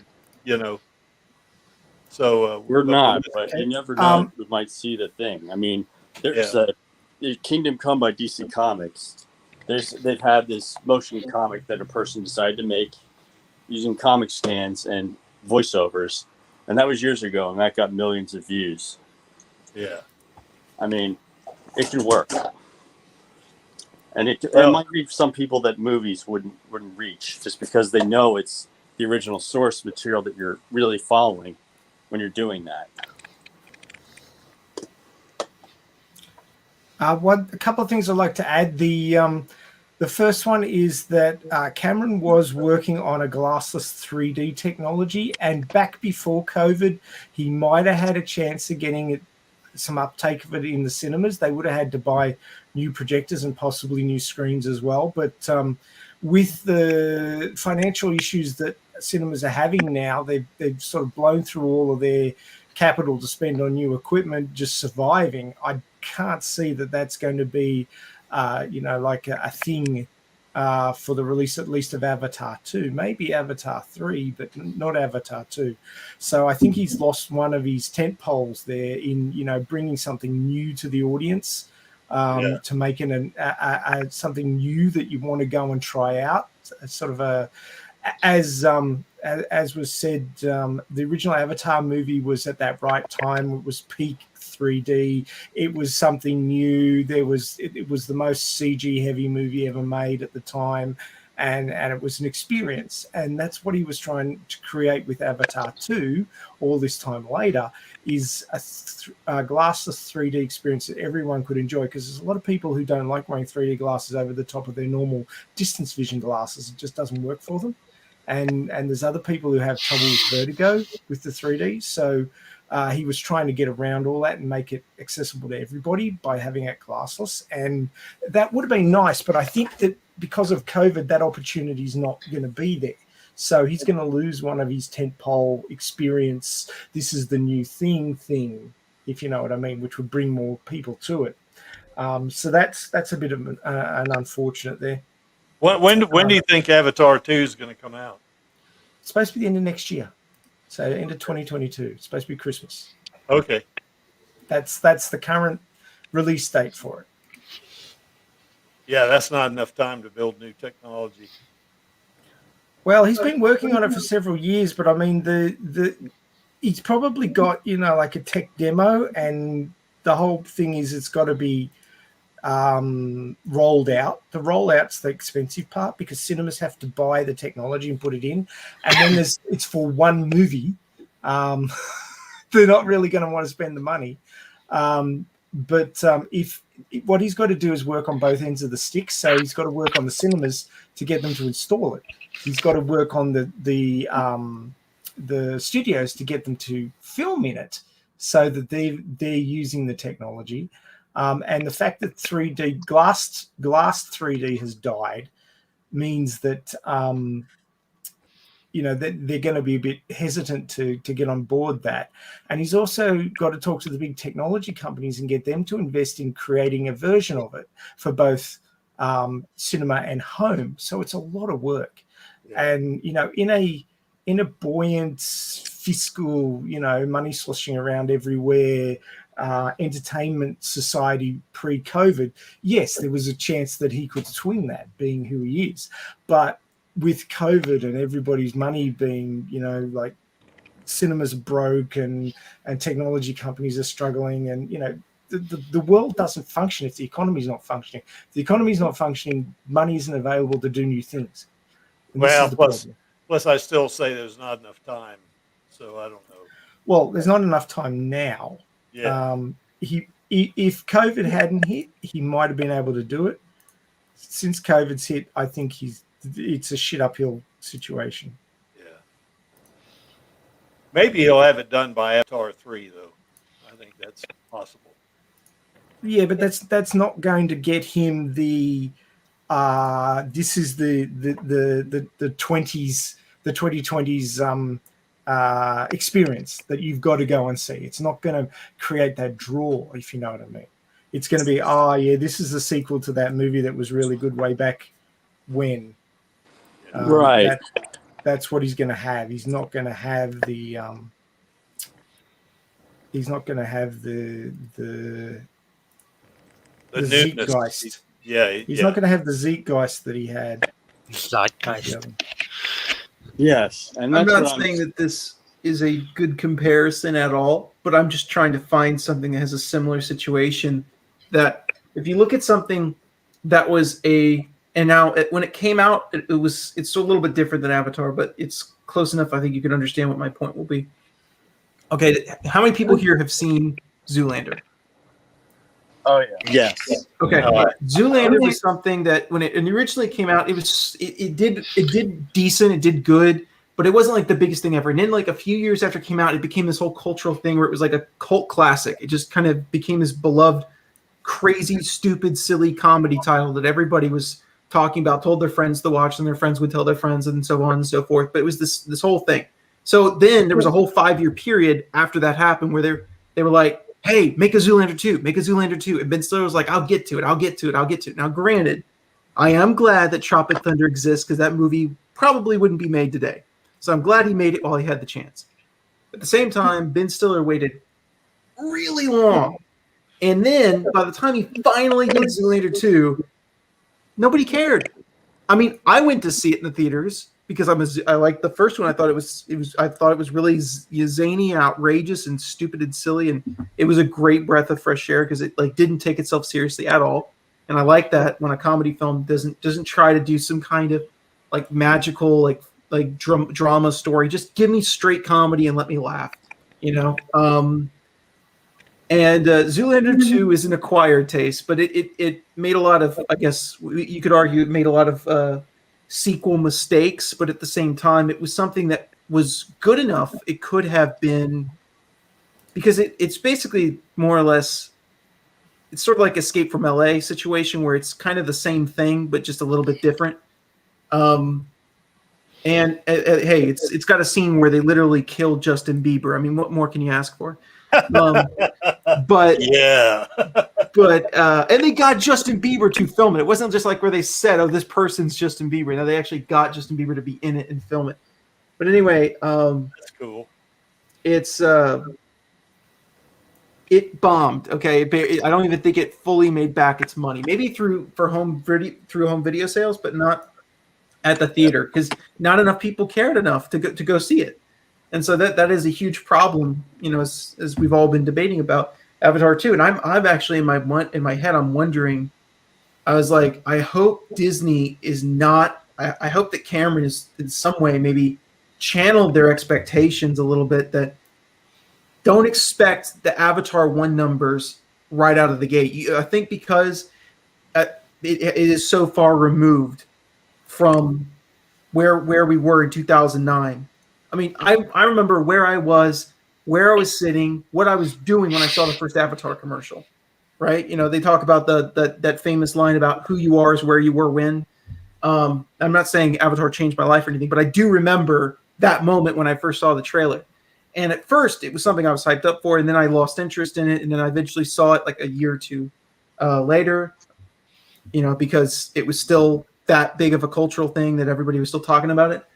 But now it's so far removed that Avatar 2 is effectively taking the place of Avatar 1. It's become it's the reset button. Like you're starting from scratch again. You've got to prove yourself again. And he's already invested into like 2 more movies. So if Avatar 2 doesn't like hit the wall with just amazing success, it makes you wonder, did he bite off a little bit more than he could chew? Why not wait and see if, like, before you write out a story that Avatar 2 is not going to be a complete story. It's going to be a setup to some extent for future movies, because they've already been filmed. So the question you have to ask yourself is it going to do good enough is going to be complete enough that if it's the like, you know, if it goes out there into the ether and in the society's like, we've had enough of Avatar, you know, and it doesn't do good. The reality is that they got 2 more movies that probably aren't going to do even as good as Avatar 2, just sitting in there waiting to be released. And are they even going to bother releasing more than 1 more of them? Well, probably Avatar 2 is going to be pretty much like a prequel to Avatar 3. I mean, it's going to be like you say, right? They're going to set up Avatar 3. Is The that what only you're saying? thing that I can think of that Cameron has brought new to the table with Avatar 2, and I am very anxious to see, because we know it's coming because it's been teased from, but the massive underwater shooting, right? The whole reason he had the underwater scene in Alita was just to test to see if he could even do it, and then he did it in Avatar 2. Like, he developed the technology for performance capture and underwater and stuff like that. So I'm curious to see what it's going to be like, you know, because normally when they do water scenes, either you put someone in the water and have them hold their breath for a period of time, and they don't have any, like, they're not CGI characters, they're just regular human characters, or you do it I'm trying to think of a movie that maybe you guys would have seen that has this in it, but there's an alternative way where they film them out of water, and then they CGI the water around them, and they alter the hair digitally to make it look like it's blowing around in the waves and stuff like that. I think Aquaman and Justice League, all his scenes were shot out of water when he's swimming. I'm not talking about when he's getting soaked with the water by the waves, but I'm talking about like when he's swimming. I'm pretty sure Zack Snyder filmed all those scenes in just a green screen room. Yeah. And then, so Cameron's bringing that. That's the new thing. But like you said, Max, they don't have that 3D technology. So that's the only new gimmick he's got, is like, oh, look, we have all these cool underwater shots. Maybe, I wonder if he could inject some space travel shots. I mean, in Alita, because, you know, there's space travel in the Last Order. I mean, yeah, a lot of the basics isn't that new. It's usually they'll probably use the NASA training plane to recreate, you know, the microgravity effect or floating, which is what they did with the film Apollo 13, and that was a while ago. Yeah. If they could come up with some real, is somebody eating something? I keep hearing. It's not me. Not me either. I'm planning to get pineapple pizza after the stream. Yeah, what I was about to say, though, you know, is that it seems like to me, I mean, you know, we've seen space travel in so many movies, but I think if they were, who knows, if he could put that in an Alita sequel, you know, and then maybe also had underwater scene, you know, if he did that, you know, I mean, that's kind of stuff that's already been done, but, you know. Yeah, there's underwater scenes, but I'm not comfortable watching them in the manga. It's kind of sad.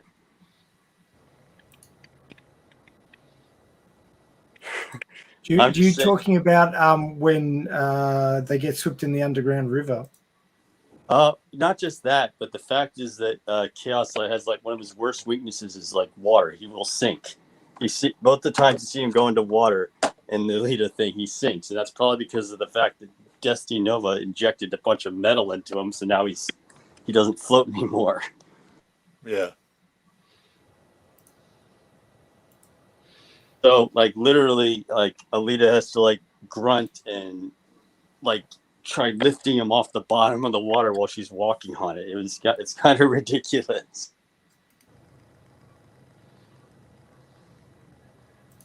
I'm talking. Boys, maybe we have to produce the sequel. That's what I'm saying, and that's kind of the off-topic thing I'm getting at. Is there's so many things you could do that we have at our fingertips today.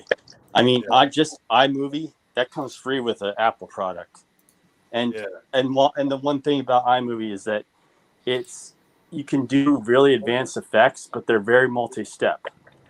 Like, if you wanted to do multiple different green screens, you can, you know, it's with iMovie, you have to make clip after clip after clip. But Filmora or Wondershare, which is what I've been testing, and I'll talk about it in my video later, that you can do, like, who knows how many layers. I don't know the limit. Yeah.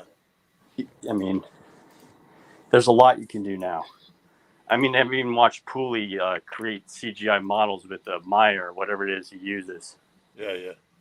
You know, there's so much we can do now, and even if it's just you know, when I'm bored with some of the other movies that I see, it's just me, but it's gotten me to do more. I'll be looking forward to when my son is older. I'll just, do special effects fun with him. Who knows? Maybe he'll want to be a filmmaker. We'll find out. He's like 1 year old now, so I don't know. Oh, we're talking 20 years there, Chaos. Oh no, my cousins and I were doing it. I mean, it was low quality, obviously, like regular, the VHS camcorder thing, but we had. Oh yeah. We'll see. Yeah.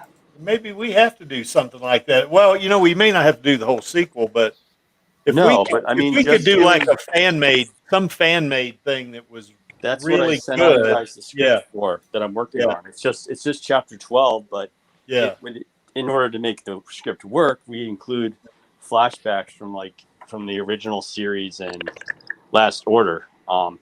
So far, I have the chapters laid out, and it alternates between Chaos, Alita, and Koyomi as the narrators. It's pretty interesting so far. Okay. So that might be the way we have to do. Maybe if we could come up with something like that. I think, Maxie, you and I have talked about something like this in the past. But if it was even a fan made, but it was, it got a pretty good response, that might catch the attention of somebody like Disney, maybe. Yeah, I also did a I don't mean to annoy you guys, but I did a YouTube video advertising the Radio Chaos podcast,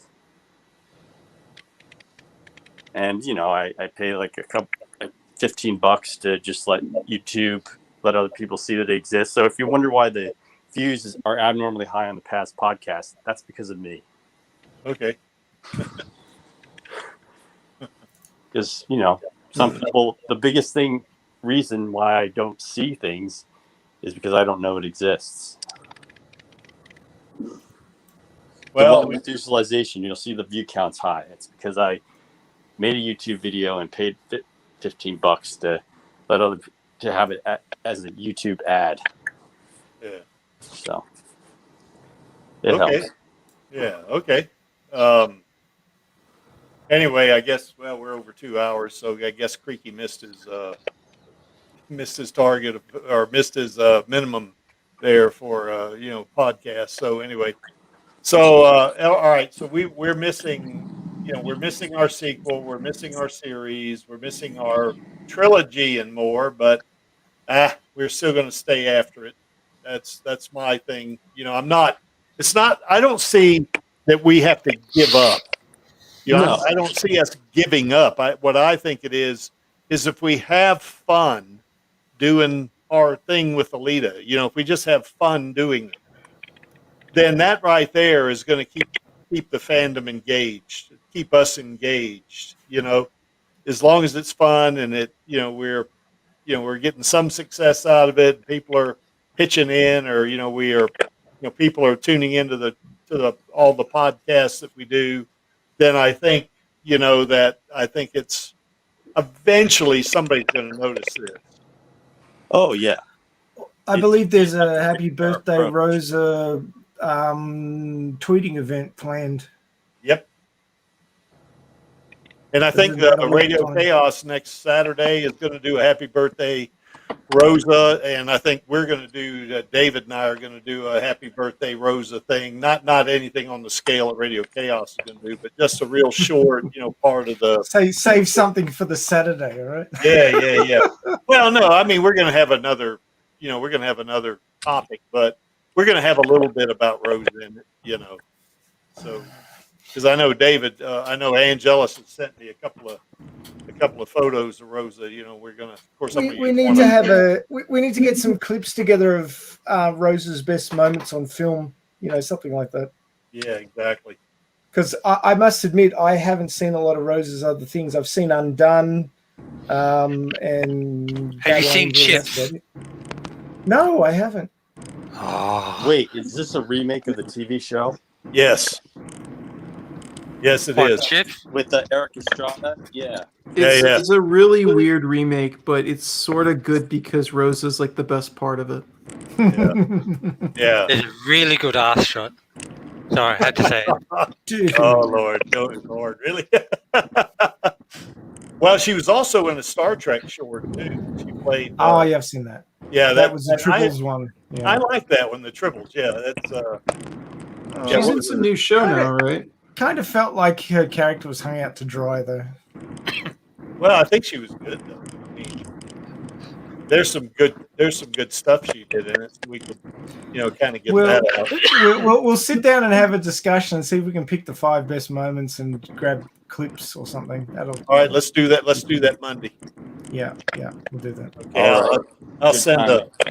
I'll send a link to my StreamYard. I've got something set up just for record. So kind of like we did with the Alita Army movie seller thing. God Almighty, what's that noise I keep hearing? Speaking of Radio Chaos Livestream, we currently don't have any guests for this weekend's one. If any of you guys who are on now would care to pop in and talk about Alita's experiences during the Fall War. Oh my! No, it's fair in the Google Doc says I'm in it, whatever that means. But it's fine if you guys want me, fine. Well, I've got a presentation set up for it too, Maxie. Good. Oh, do you? Yeah. You and your presentations, man, they're awesome. Well, I got a little experience at doing this. So I didn't realize that someone was down as a guest last time I looked at it. Maybe my memory's failing me. That wouldn't surprise me. yeah, because that last weekend, I was kind of disappointed because I was coming back here to Colorado, and this is my topic, So Well, you didn't miss it. I can't make it because I have to be somewhere talking about RoboCop. As long as you're supporting a fandom, I don't mind. That's right.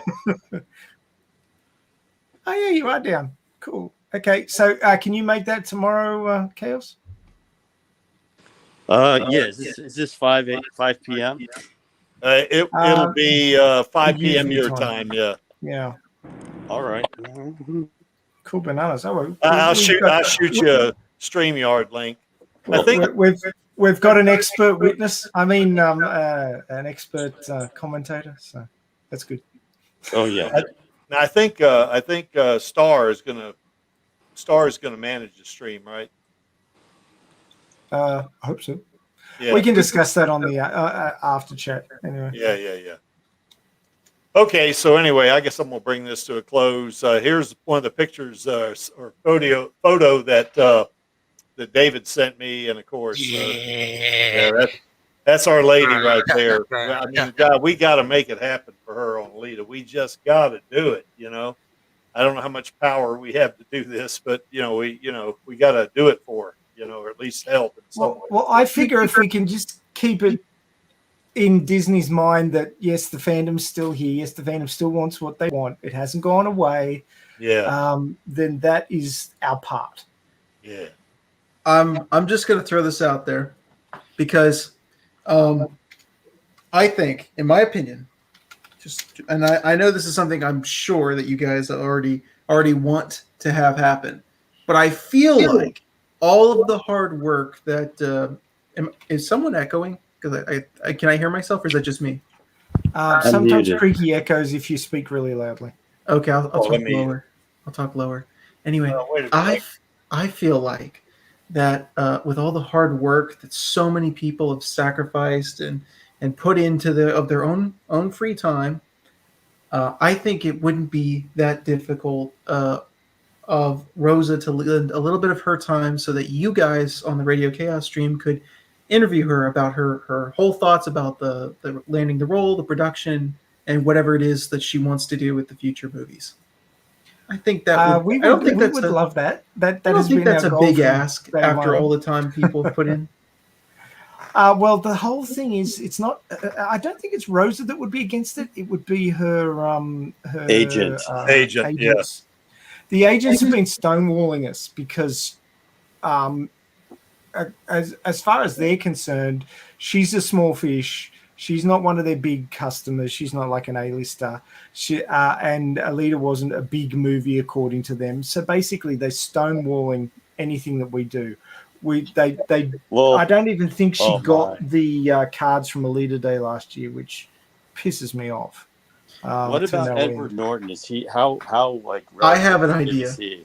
But I'll tell you guys off air. Okay, let's do it. Let's talk about that after the stream then. So actually, what I want to do too is I want to.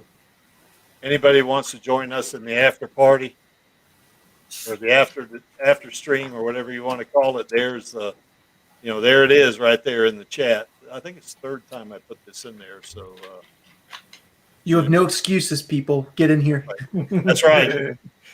We don't bite unless requested several times. That's right. So anyways, I always do, why is this image here? Because I like it. And as Angelus would say, because I am running the stream. So I'm only here for our girl and the illegal. So, and we kind of talked already about, Radio Chaos, but let's just very quickly wrap it up again. Tomorrow we're going to be talking about Alita's experience in the Great War, and this is Creaky and Chaos is this is our topic. So anyway, we're gonna, maybe we can add just what little we know about it, and the Maxie will be there certainly, and so will Angelus. So it should be a really good stream, I think, and we haven't had a bad stream in quite a while. So that's a plus thing right there, I think. Anything? Anybody want to add anything, Maxie? You got anything? I'm just wondering which ones were bad. Now that you've said that. Well, I none of them I've seen were bad. That's for sure. And I went back. Well, that's what I'm thinking. I mean, I there's been a few that sort of dragged on a little bit because people were so keen on the topic, but that's probably the worst I can think of. Yeah. No, didn't mean to insinuate any of them were bad. I think we haven't had a bad stream really. I think. You're right. We've had some long ones, thanks to Creek. some of the people who are like, in Europe, and it's like 3 a.m, and they're like, "Just shut up! I want to go to bed." Yeah, exactly, exactly. But other than that, yeah. Okay, so anyway, I guess we'll wrap it up with our new call to action, which is what is it? Film those sequels, baby. Is that what? That's the one. You got it. So on my count of 3, 1, 2, 3. Film those sequels, baby. Film them. And we will see you next week and see you tomorrow on the Radio Chaos stream. Good night. See you then.